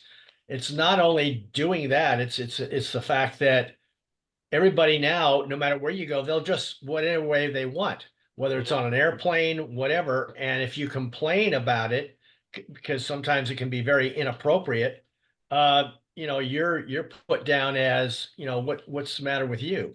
Yeah. And so it's a very difficult thing. People just say, well, if you're going to make me dress a certain way, I'm not going to work here. And they feel it's their right. So anyway. Let me With flip us- these more. We got to the top of Johnson Wax here. Again, very nice and clean, and they had to come back with a special crew to clean it for 65. And again, this guy just took, you know, random pictures, but he got some great views here. How'd they keep the Bell building so clean and white? They actually came in again, steam cleaned it. They came up with pressure Wow. cleaners and scaffolds, and they came in, they, you know, just blew all the grime away. So the family, A lot they, of work. again, enjoying themselves. At lunch, I may go get a 7-Up at lunch. I don't even know where this is around here. Looking up at the sky streak. And yes, Daddy, I'll pose for you. Some of these lights ended up going to the Orange County Fairgrounds in New York. They were there when I made a visit about 15 years ago. They're gone now, but these were the lights around the Astral Fountain. He must have been connected somehow with some of these organizations, because here's the Protestant Orthodox Center. Actually, I think it's the next set that I have a lot of those. But there, I love this shot. Why would you be so possessed to take this one picture of this sign underneath the flagpole for Turkey? You This know, is so strange looking. yeah, This maybe is just the, as an odd thing to see. yeah, maybe the guy's nickname was "Hey You Turkey." I don't know, but you know, I just Turkey. yeah. I mean, I for again, you get 12 shots on the roll. You got to you know, choose them wisely. I'm gonna go take. Why is that sign even there? Because people wanted to know, like we just said, what's that flag that they're doing? The Turkey flagpole would be right behind here with the flag of Turkey on the Court of Nations. Turkey did not have an exhibit, did they? Nope. But they just, again, they put all sorts of flags down the street to make it the World's Fair. Whether you were there or not, they made it international on the Court of Nations. But again, I just looked at this one and said, okay, I don't know, maybe he was in the business selling screws and they put him there. Anyway, just different. Family again. And Those glasses. I was just gonna say, the ladies of the 60s, they did some strange things. My mother had sunglasses very similar to those, but they were black, so they weren't quite as, pronounced, but. Looks like the glasses they handed out, and it's tough to be a bug. Yeah. It looks like the glasses in a Far Side cartoon. Yes. Yeah. Yeah. So we have the tram. coming Flagpoles with across no the bridge flags. here. Where's the flags? In this particular one, yeah, no flags. I don't know why they're not up that day. And China again. Here's one for Wayne. We're getting near the end of the day, the golden hour. Yeah, this must be pretty early because they hadn't changed it to see yourself. Self on television, right? You know, I have the sudden desire to go climb that damn thing. I wonder how far anybody did get up. We're right up here at the main gate, the Gotham entrance, looking down at everything down below. And down here, you could get your bus tours. Again, these things are all jumbled, it's just hopping all over the place. A nice day, looking over at the GE from the Tower of Light.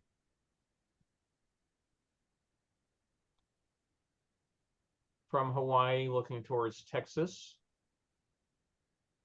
Got to go get my souvenirs. And you mentioned palm trees. And a wannabe nun. Is there a wannabe nun? Oh, here, yeah, a novice, yeah. Yeah, she's practicing.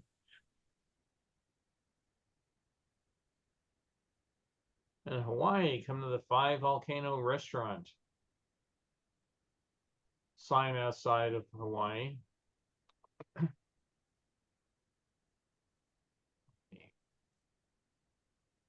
We have one last set from this guy. So we're up at top of New York, and we're looking over Lake Amusement area. Mentioned earlier talks, when my dad drove, we would always park over in this section of the fair. So maybe that's us over there. Not totally a full day because this whole rest of it was not full up, but looks like a pretty busy day. The See that huge building on the horizon? What is that on the horizon sticking up? Oh, this apartment Really building. large building. It's apartment building. Yeah. Yeah. Continental Circus down below here. Vatican Pavilion, work still underway on the Belgian Village. Did the circus return for the second year? No, they had a very small animal show, but basically, no, the Ringling Circus was gone. They put in something called the Continental Circus or some modification of the name. And their whole thing was, we have a giant gorilla you can come and look at. Look, but don't touch. What's that? Look, but don't touch. Yes, right. Kind of smoggy day out there. So again, all the brass said rails. they tore all this down. Well, oh God, How many Nice. brass rails were there? What's that? How many brass rail restaurants were there? About 14. You That can see number 4 of was- them just in that one shot. Well, yeah, you can see a whole bunch of them here, and so there's 1, 2, 3, 4 here. But they also had others that did not all have the bubbles. They had the snack bars, but they also had a steak restaurant and I think a Mexican restaurant, and they did not have the bubbles. But I think there were 14 of the bubble tops. And the kind of to the right, the canopied area, is that part of the brass rail? Yes, down here, yes. No, to the right. Oh yeah, no, this is this is another brass rail. Again, this is the snack bar part. This is another one which is adjacent and connected in with the New Jersey Pavilion. Yeah, but this was run by Brass Rail, but it was a different venue, different menu and stuff than this one.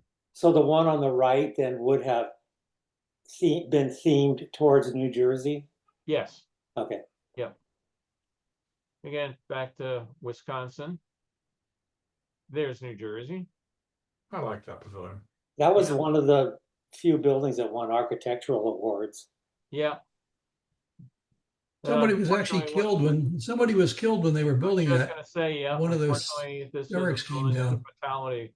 Guy wire snapped and down it came. Mhm. It's a good thing Bill Young's not with us. He'd be screaming. So again, work underway on the tower, the Hall of Science over here. What is that on the roof of the New York City building? Do you see the Stain. colors of it? It was a stain coming out of the air conditioning system, and they had a constant, It's like the it's air conditioning rusty. back here, and you can see it spreading out, and they would periodically clean it, but it always made me wonder what on earth was going into your air. Looks like rust. Yeah, it does. Yeah, speaking of air conditioning, I have to get a new heating and air conditioning system installed on Tuesday. So I'm gonna have to raise everybody's admission prices to pay for it. It's gonna cost you at least $8 grand. 16 Oh. grand. Yeah, I was gonna say 8 grand would be cheap 16 these grand, days. 16? Oh, yeah. Thank you for our tariffs. Thank you very much. Don't you have two 16 separate, grand? Bill, don't you have two separate, like an upstairs and a downstairs Yes, system? Yeah. this is the system that does upstairs. Oh, wow. So not even the whole house. No, it's And just six, half- 16 grand for that? Yeah, I paid 8 grand 6 years ago in Texas. So for one air But eight grand is right. 8 to 10 grand should be about it. for Oh, one no. air conditioner though. Again, now, yeah, to show you how everything's relative, 1994 earthquake comes, pretty much destroys the house. We have the house rebuilt, added on another 1,000 square feet, and we added on another air conditioning system. So we had the old garage, and then it went from a 2-car to a 3-car garage, and the new air conditioner was in the new garage, right? So I'm saying to myself, the guy comes over for our 6 months check on the system and says, got cracks in here, it's carbon monoxide issues. And I say, oh God, that's the new air conditioner. It's gone already. Wait, 1995 it was put in place. You know, but we still, Carol and I will still say, where's so and such? I think it's in the new garage. Well, new being very, very relative. The system in the other part of the house was redone in 2017. But to me, the new air conditioners, so now the new air conditioner will finally again be the new air conditioner. They're still putting up the canopies over here on General Motors, so they extended them all the way along here because it was very hot for people standing out here. Back in 1964, everybody walked on the sidewalk. They behaved themselves. Hey, Brock, you know the girl with the scarf on her head? Do I know her? Not No, I mean, do personally. you remember the picture? Yes, yeah. Question. So when she came through the mission gate, they told her, you can wear your scarf, but don't let it become a habit. Oh dear. Oh, gee. All right. What's your day job? All right, Maybe well, we'll let Wayne stay and Tom can go. Yes, next. I was just thinking that. I there didn't ought to be a know caption this on that was a last picture. competition. We're open every night, every Saturday night at 5:30. Try the veal. 2 Try- drink minimum. Make Yeah. sure you try the veal and don't forget to tip your waiter.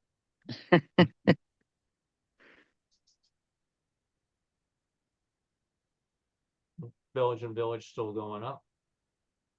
Up on the Kodak moon roof, which I can never understand why that's the moon, but it was still different. And down here again, this is the Small World building. They had the snack bars out here where you can come and get a Pepsi. Over here it was one of the parks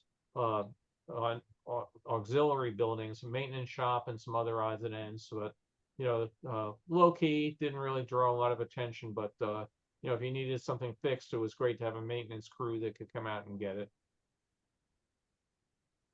So Kodak had all sorts of pictures.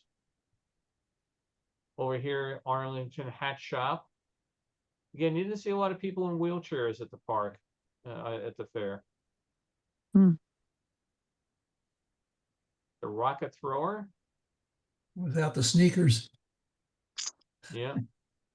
And outside the Caribbean Pavilion. More place I couldn't afford to go and eat. No pirates. Yeah. Now then again, get pictures. Why did you get this particular one? Okay, here's a subway station. But anybody know what this building is down here? Where are you pointing? Oh, there. Between the Maintenance buses? or storage or hangout shed. This is your security and pass building. So if you worked at the fair and you had to get your pass to get through the gates, or if you lost your ID card, you came into this building and they would hook you up and send you on out there. This building is a power generation building for the subway. You can still go and, recognize the area today. But just about every person that worked at the fair at one time or another walked through this particular nondescript little building out there. Why is it in the bus yard? Because it was outside the grounds and it was easy for people to get to. So they would park over here. You can see cars in the parking lot. They could walk over here and get their ID card and everything. But you had to have it on the outside of the fairgrounds because people, needed the ID to get in. When we go out for a outrigger canoe ride. Yeah, Bill, I could see people taking a picture of the subway train. I would have if I had gone, because Yeah, being from California, I'd never seen a subway train. yeah. The part of the fun of the World's Fair is the subway train that gets you there. And you want to train? There you go. How's that for train lovers? Oh, that's a good shot. Those aren't trains, those are subway cars. Subway They were cars. bluebirds. But when you hook them together, they're a train. That's a great Nope. shot. That's a great shot. They're a reef at the bottom of the ocean now. Yeah, but They these were rusted brand out. new for the 64 fair. The blue cars. This was a whole modernization of the fleet, and this was cutting edge subway for this particular point in time. Well, those are the one that says no passengers down. Yeah, down here. Service. Really nice cars, but you can't ride them. They're not a subway unless they're underground. Well, I think no, it's a subway because it goes on this particular one. The 7 train goes across on aqueduct or viaduct and it dives into the ground. So Yeah, when it enters Manhattan. and again, we're walking into the fair.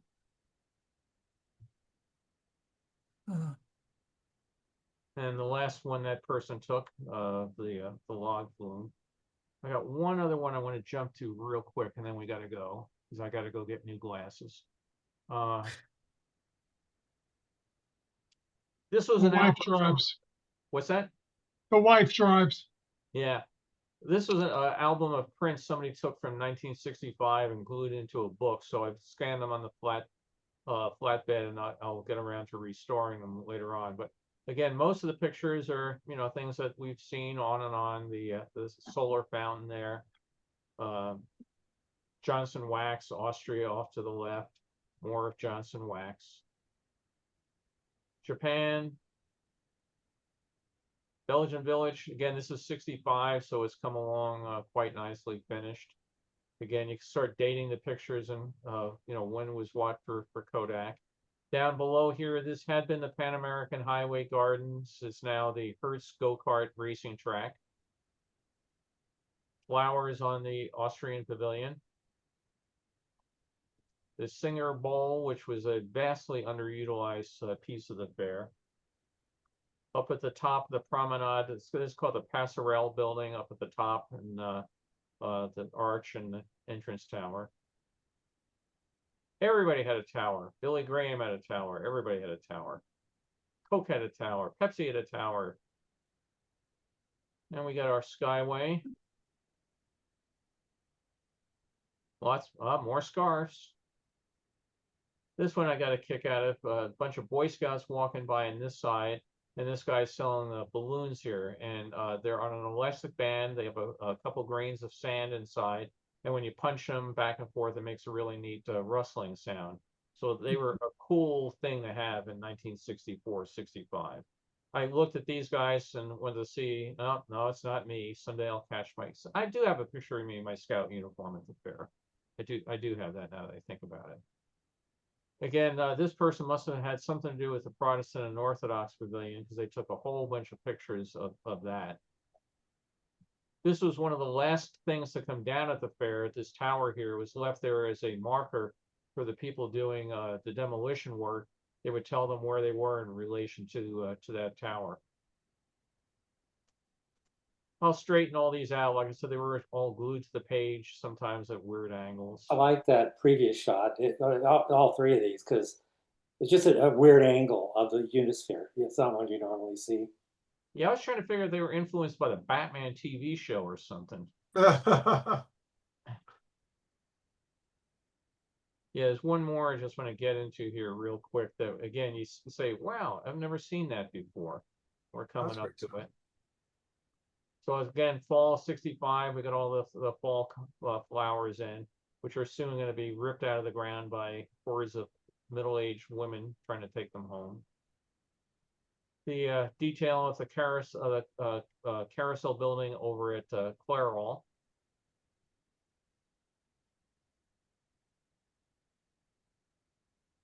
More scarves. Now, I'm going to go to the World's Fair. This is not the one I'm waiting for, but I'm going to go to the World's Fair. And I'm going to make sure I wear my fur-lined jacket. I mean, I've got pictures of people with their mink stalls. I've got one with the, with the poor dead mink's head is just hanging there. But I mean, yeah, people dressed differently back then. It's a pity no one ever got a shot of the Unisphere. What's that? I said, it's a pity no one ever got a shot of the Unisphere. Yeah. Is this Gardner Meditation? Yes, that's right. Looking over towards Kodak. Going on in crowds. I'm getting to the one that I want. Basically, I scan these things several times. You can see sometimes there's a little distortion along here because sometimes just scanning it flat comes out great. Sometimes digital removal of dirt does it. And then, oh, here's the one I wanted. Again, I've got a zillion pictures of the World's Fair, but here, this booth is selling Kodak film. We feature Kodak film. Of course, outside the box, you have a big box of black and white film hanging there. Again, I don't know why you go to the World's Fair and take pictures in black and white of it. But again, this is, I don't know what kind of camera this was taken on, but when you start looking at the detail you can get out of it, again, this is a 3-inch print, and you can scan it and you can read that the Castle films are on sale here with spectacular color photography, Castle Films exclusive.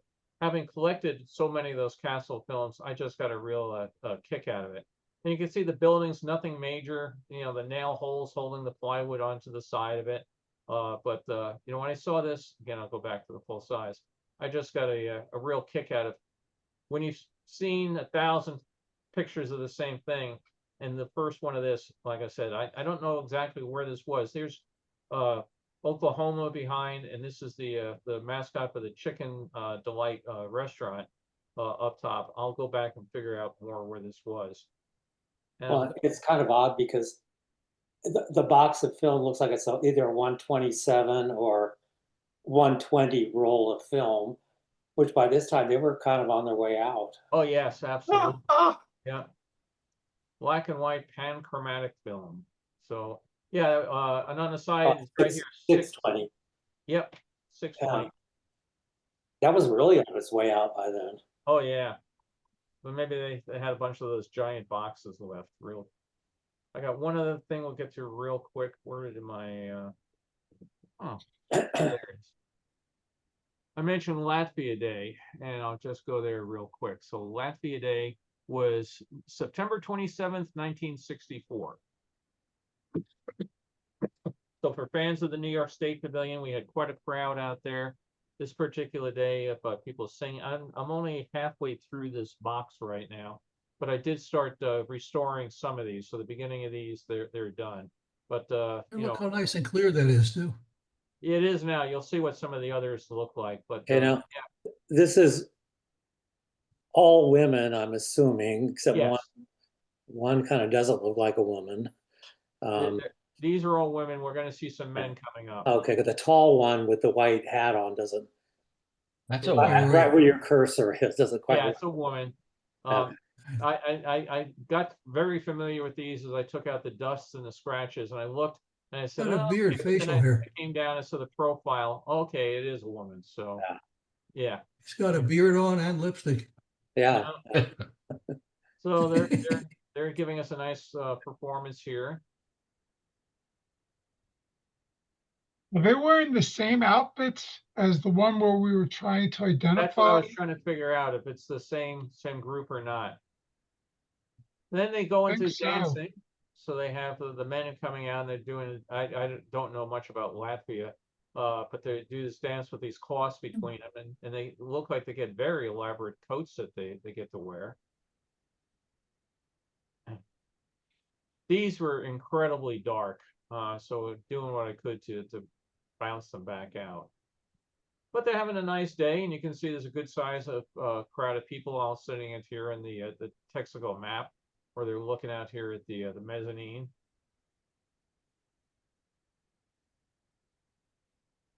And again, I don't know what the whole dance is supposed to represent or whatever, but they've come, the women are dancing, the men are dancing. The Latvian towel dance. Yeah. Those are the hotel tells. Yeah, what's this say? Statler Hilton. What I got a kick out of is on this box, as I mentioned, these are dark, and I've only gotten halfway through. The person that took it says performance New York State Pavilion, and some from the Sky Ride that are really dark. I'm really worried when I get to that batch. But yeah, these look like zithers again. Yeah, and that's that same dress that I asked you to zoom in on. So it's the Yeah. same people. Yeah. So that was Latvian Day. Yeah. Okay, now I know go back for the other ones. That's the same hat. Yep. So now they're all marching in and getting ready to do another dance. Oh, by the way, look down here at the ground. They put marks on where certain people are to go and do certain performances. So it's just like Hollywood. And I've got pictures of them making sure that they're straddling their marks. You see that on most theatrical stages, so players know Yep. where to stand.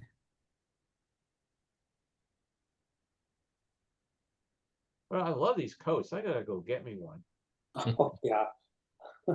Would you really wear it? He'd wear it when he's working for LAPD. Let me see what's here in chat and how. Oh, I have to now go to the cheap glasses because I can't see too well. Oh, wow! Look at all those people. I didn't quite gather. Did you clean up those last few pictures, Bill, or were they just raw the way they were? The first few of them I cleaned up. The others I did a halfway job just to get them ready for today. Okay, like those last two. Not the last one was blurry, but the two before it, as they were walking in and them sitting on the stage with the zithers, they looked pretty nice. But I didn't know if you had cleaned those up or not. I had cleaned those up. Yes. Okay. Staten Island is a Great Kills Park landfill. Yeah, I really want to go and spend my day on top of something oozing methane. Brock. Oh, where's Brock? Where's Brock? His comment here, too long. Okay. Wayne can stay on the island. Tom can stay on the island. But Brock. It is too long. And then I Carol. came to your defense. It is too long, but I wanted to get through these, and I didn't get through them all. So maybe next week there'll be more 64. But today we're gonna go glasses, and tomorrow probably a haircut. So, so anyway, I hope people saw a few things that were different. Nobody before could have seen that giant box of 620 gauge film, right? Yeah, right. So I Hey, hope. Darren, I like your special sign. I can hear the music playing. Oh yeah, no doubt. Which That's when he put that up when you were talking about your air conditioner, oh, just did- above mine. Bugs Bunny. He's counting out the money for your air conditioner cost. Oh, You should get another quote. Get another quote, Bill. He's oh, I overcharging you. say it. Yes, right. Yeah. You know, again, you think, oh my God, I got to replace those. Well, it's 31 years. You know, I mean, things, you know, that's a pretty good run out of something that gets you. I mean, it's particularly the air conditioning side of it gets The you. new ones will last you for about 10. Oh yeah, you know, you go and buy a refrigerator these days, and it's basically got issues. Well, matter of fact, we bought a refrigerator and it had an issue the day they delivered it. I mean, they don't last long. We bought a refrigerator, took everything out of the old refrigerator, put it out on the patio to run the refrigerator to keep everything cold until they could put the new one in. They brought the new one in, plugged it in. Okay, we'll cool off and everything. An hour later, it's not cool at all, right? I mean, this is good old Sears, Kenmore. And we call up and they go, "What? Maybe it's not plugged in." And I said to the lady, "Look, What? two things." I said, "I'm an electrical engineer. I know how to plug things in, and the effing light is on inside of it, right?" So yeah. So they say, okay, we'll have to send a repair crew out. And I said, I don't want a repair crew. I want to, and it had a little dent in it. So they said, we'll bring you another refrigerator in a week. But I said, how long for the repair crew? Oh, they can be there in 2 weeks. This is no joke. And I said, are you out of your mind? You know, and luckily, and when they had come here, they'd offered to take the old refrigerator away for $25. And I said, no, I'll donate it to, some neighborhood charity or something. But thank God we still had the old refrigerator. So I called up Sears the next day and I said, what's this crap that, it takes 2 weeks to come and repair it? The guy says, well, I can get your replacement. I get a replacement there in 2 days. I said, no, I want to talk about this repair stuff. He said, I said, because if my refrigerator breaks, it's going to take you 2 weeks to get there. He goes, well, yeah. And he said, look, I'm going to just tell you the truth. I worked for Sears for 18 years. I wouldn't buy anything from this goddamn company anymore. They've cut us back so far on anything. I don't have parts. I don't have people. So I think the best thing you can do is let me send a crew out there and take that out of your house. And you forget you ever heard the word Sears. And we had a Sears washer, Sears dryer, Sears refrigerators. And so the guy came out and now we've got an LG or thing for something. But I mean, for them to say, oh yeah, it would take 2 weeks. And luckily we have a garage refrigerator. I think half Southern California does.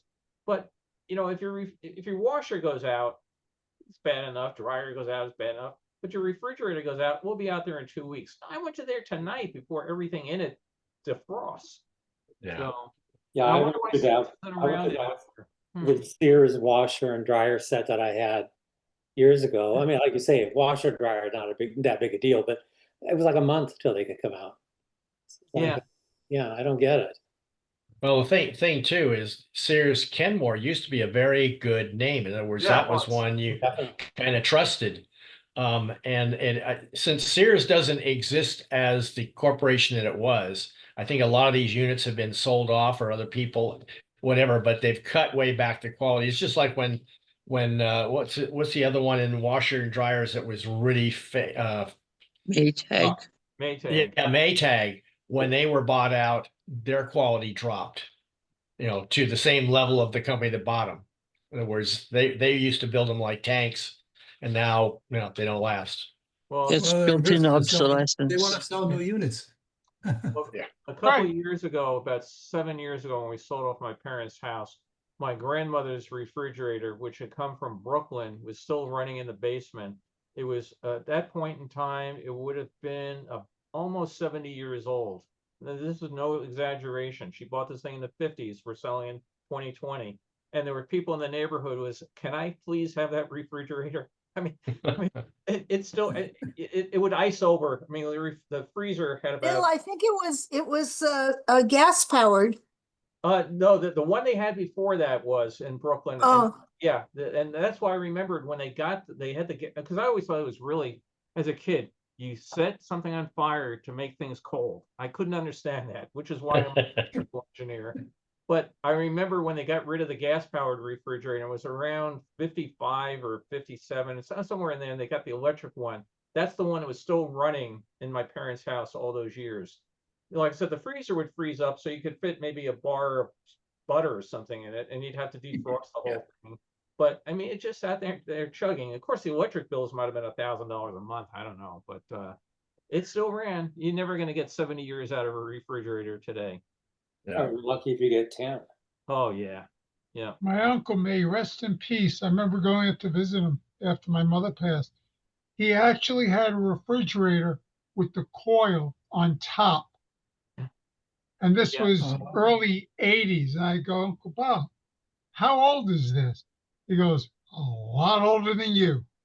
The one that my grandmother replaced had the coils up on top. Yeah, I do remember that. But you don't want anything producing heat underneath the thing where it radiates up into the icebox. You want the heater unit on top. He said the only problem was you had to frost it. We found out the hard way when we had when our refrigerator did die, that we found out when we had the kitchen redone when the earthquake happened, that the people that built it for small refrigerator.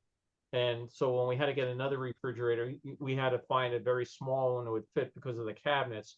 And we this past year found out they did the same thing with the dishwasher. So we had to get a handicap dishwasher, which fits inside a smaller spot than a regular dishwasher.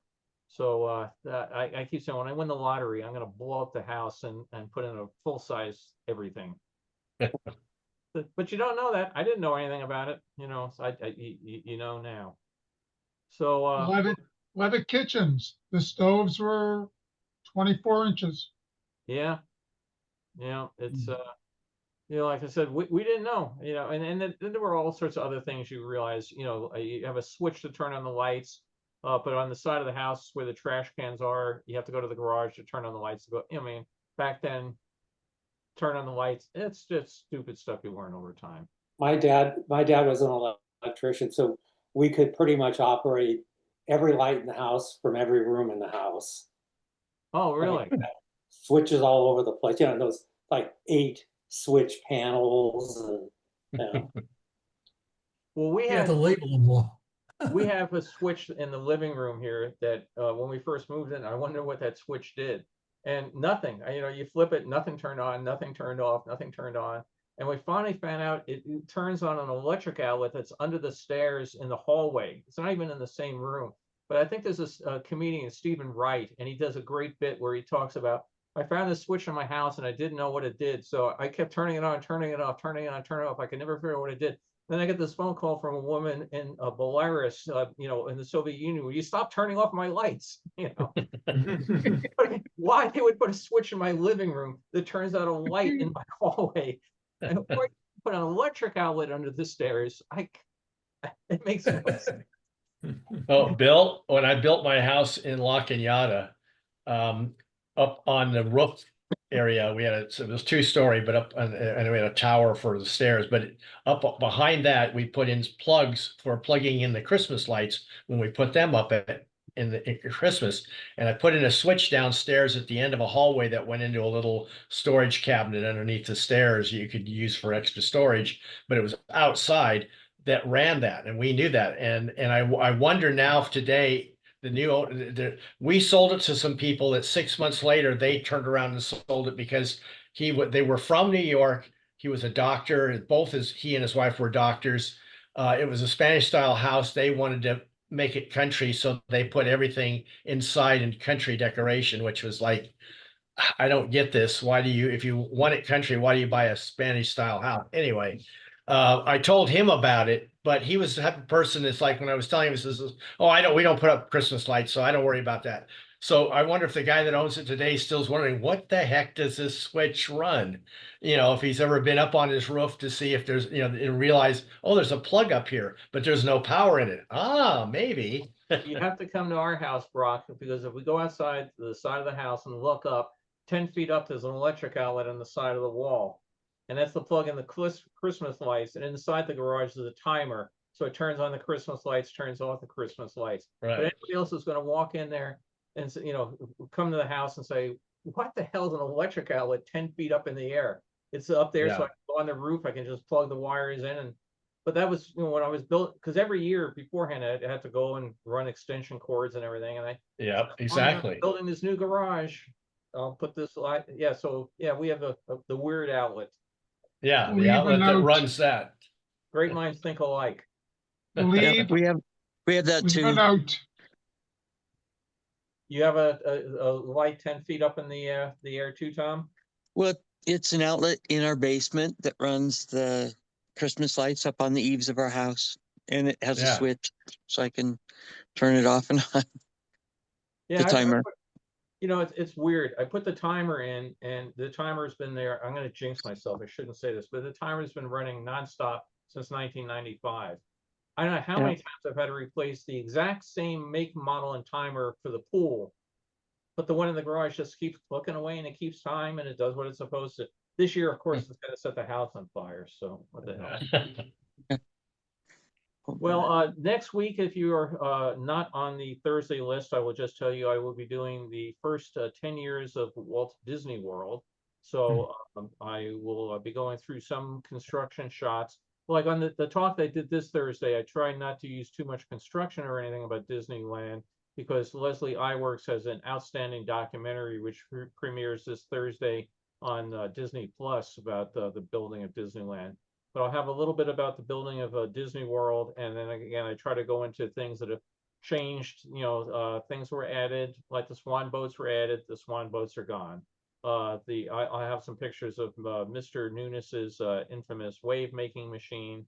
I may have pictures of Dick Nunes in Bermuda shorts. Maybe I'll get my revenge on him. But we'll be looking at the excuse me, again, the things that changed the first 10 years. And I picked the 10 years because I started there in year 5, and I got a whole bunch of pictures of things that I think I've shown in some of these talks, but the average person won't have seen pictures up from the castle penthouse looking down Main Street, and the steam trains that are gone at Big Thunder, not Big Thunder, at Fort Wilderness, and some other odds and ends. So that's Thursday at 5 o'clock Pacific time, Adventure Club of New York. Mention those guys, by the way. And Beth, I think I've mentioned it to you. It's something that your son might really think about doing.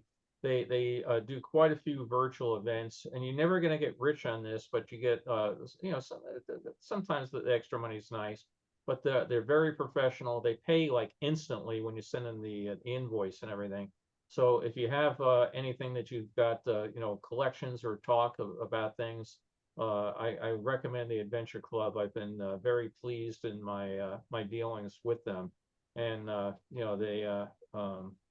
Like I said, I wish I was in New York, because like this week they were giving a behind the scenes tour in person of the United Nations Pavilion, things like that. And they go into the Woolworth building and all sorts. They have quite a few in-person things, but like everybody else, they switched to virtual things during the pandemic. But again, maybe Don can do a thing on the animals of Vermont, stuff like that. Route 66 maybe. Exactly, Don. You really ought to think about it. Do a thing about Route 66, or the one that you did on the Texas Centennial Pavilion, or whatever. Yeah, Think about it. World's Fair. Sometimes, like, there were 45 something people on this particular one. I've had others with 60. I've had others with 12. It all varies. So you're not going to get rich on it, but it's to me, it's a way of getting your stuff out of your closet, and hopefully having some fun with it. Well, I'm going to be in New York City for my wife and I are celebrating our 30th anniversary this coming Tuesday. And we're going to New York to celebrate. So maybe I'll stick my head in the door. Well, go. I don't know if they have a virtual presence, but a physical presence. But go online to Adventure Club New York and see what tours they're giving during the time you're there. There might be something that that they're giving. They've done some really good ones. Let's go to Yankee Stadium and get a tour of the dugout and stuff like that. Things that are not just immediately available. I know Michelle's not on today, but I know she's done some of their in-person tours. What's that?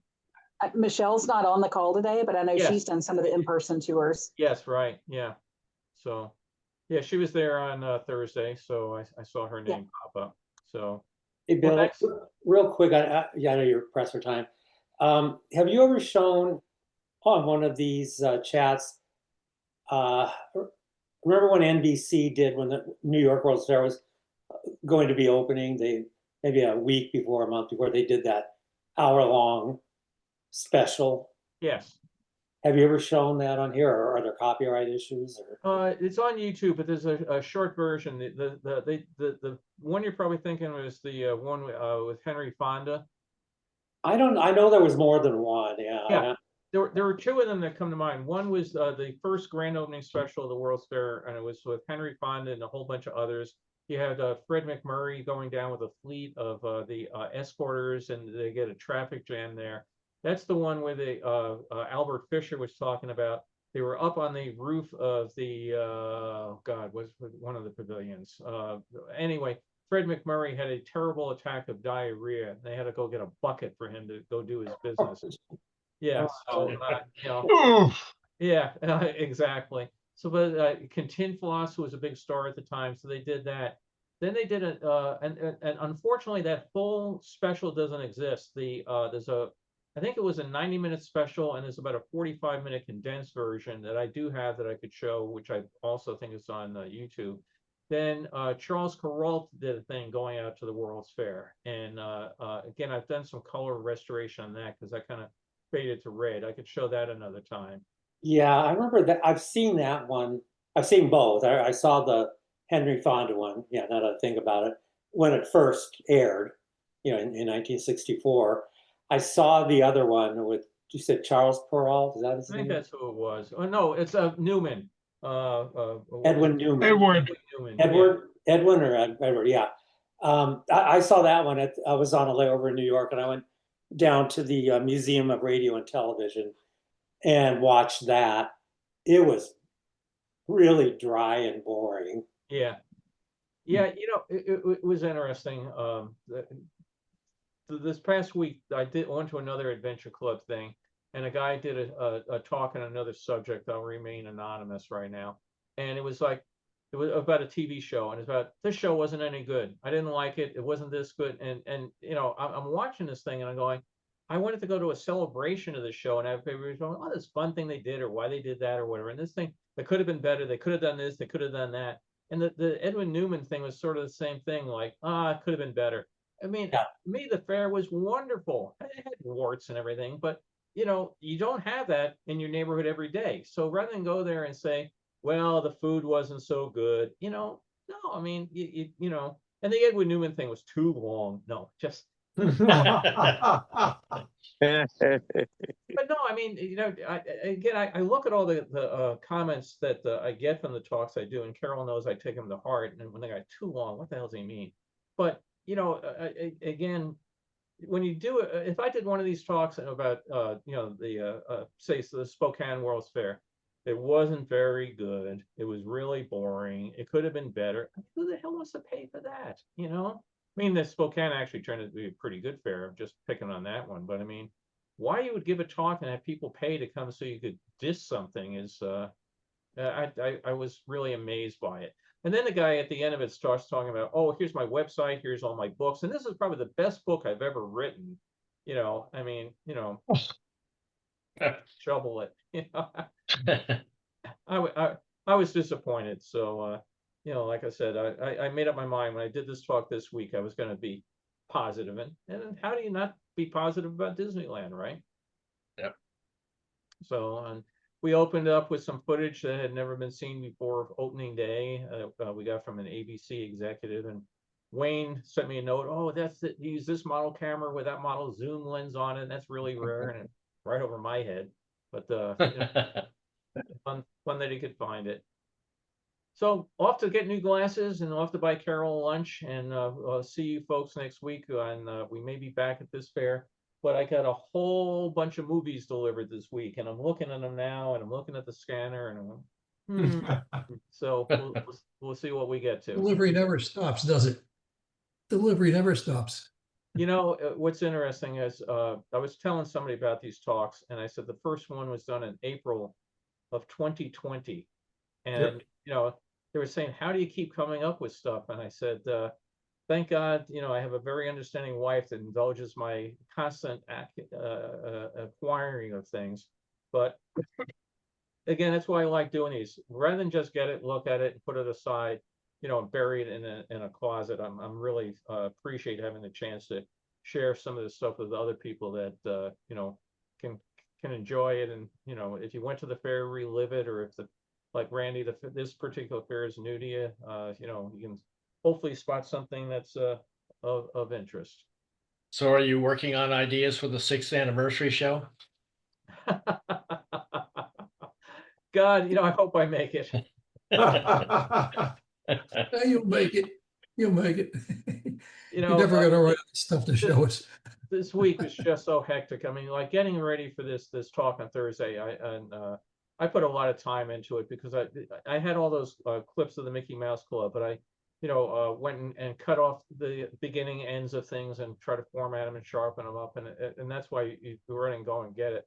But we just had a bunch of other things. Like I said, I wasn't expecting. Well, half the week was being in the cardiac care unit after they gave me the bill for the air conditioner, so that took some time.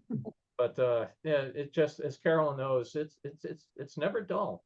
There's always something going on. So now we're getting into tax season, so even more more fun and games. Oh God, yeah. It's here's an idea, Bill, that is obviously you have a lot that you'd like to present, and you have a very dedicated, albeit small audience that enjoys what you do. So I think that at least for us, that allows you to continue what you like to do for us who enjoy what you're doing. Okay, enough of that garbage.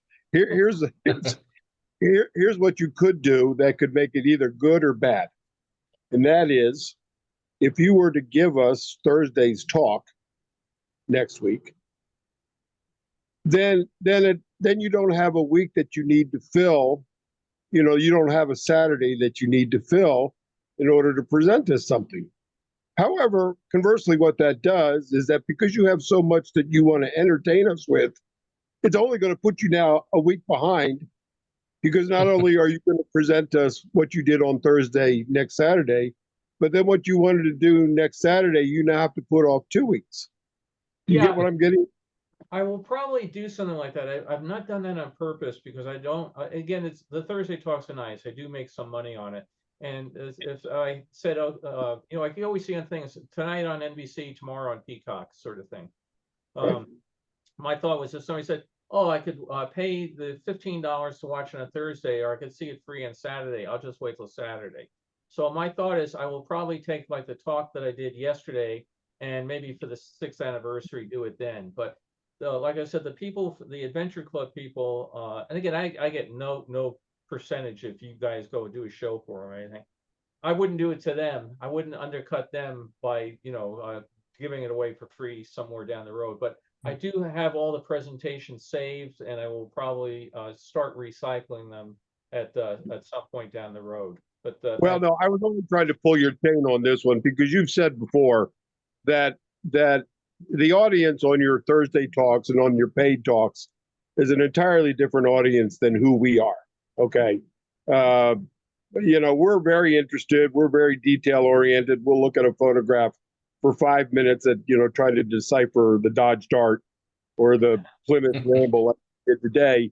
Whereas perhaps in your paid talks, your audience is not quite like that. In fact, I recall there was a talk that you did maybe 2 years ago, for on the New York World's Fair.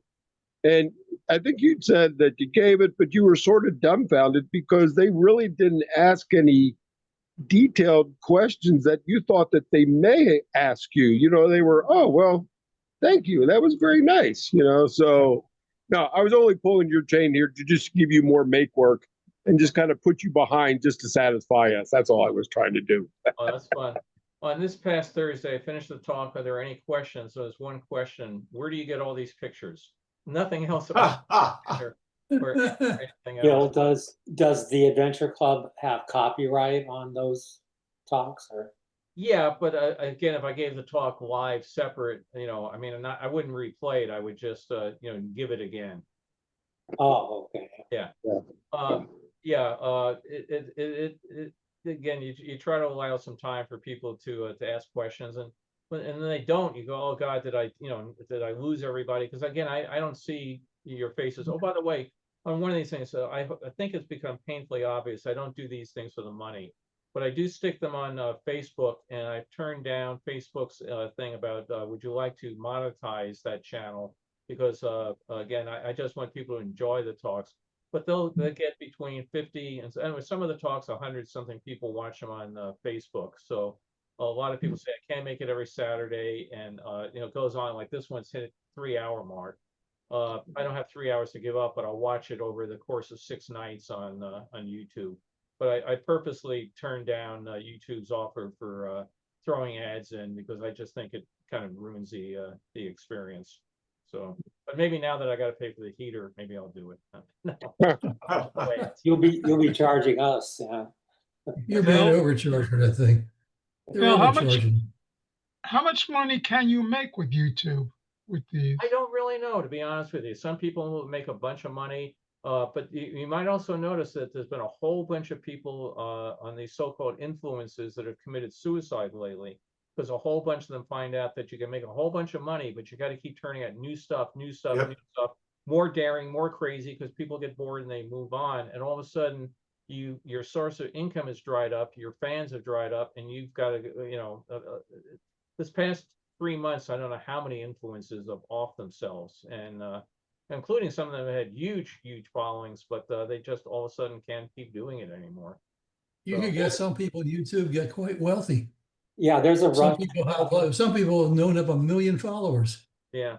yeah, there's a Russian couple that has Panther. the Puma, Messi, named after the soccer player. They make well over $1 million a year. Yeah. Yeah. Well, You somehow know, I you got my notice in little every picture. video, they always tell you to like and subscribe. That's how Yeah. they make their money. Yeah. How Right. many subscribers and likes they get. I somehow there- doubt yeah. my pictures of the Unisphere are gonna make me rich. But that Kodak film box, you know, that might do it. That might do it. Well, if this is any consolation, I've said it before, but I'll make a vain attempt. Within the next, couple months. Oh, no. The first 3 months, to try to come do my presentation that I've been saying I've been wanting to do on my graduate school project, the World's Fair Pavilion, the Walt Disney World Pavilion that I did for my graduate thesis. And I know something that I'm sure Brock would be interested in, and Don, as well as I don't see him on here. I haven't seen him lately. Who's the John fellow with a beard? Oh, John Brown. Yeah, he comes from time to time. Yeah. Yeah, right. I know that he and I kind of talked about it once in a while, a few years back. So I'll make that vain attempt, and hopefully it'll prompt everybody else to maybe chip in and do something. I know Don's done something, and I think Brock's done something, and Randy, I believe you did something once or something like that, didn't you? So maybe Irv, get on the stick. You could get rich off YouTube videos. Some people do. That's their full-time job. Yes. Yes. Okay, let's see. Herb wanted to know what I would do if the station reached out to me. So let's see what the station wants. Got to put on the phone reading glasses. Okay.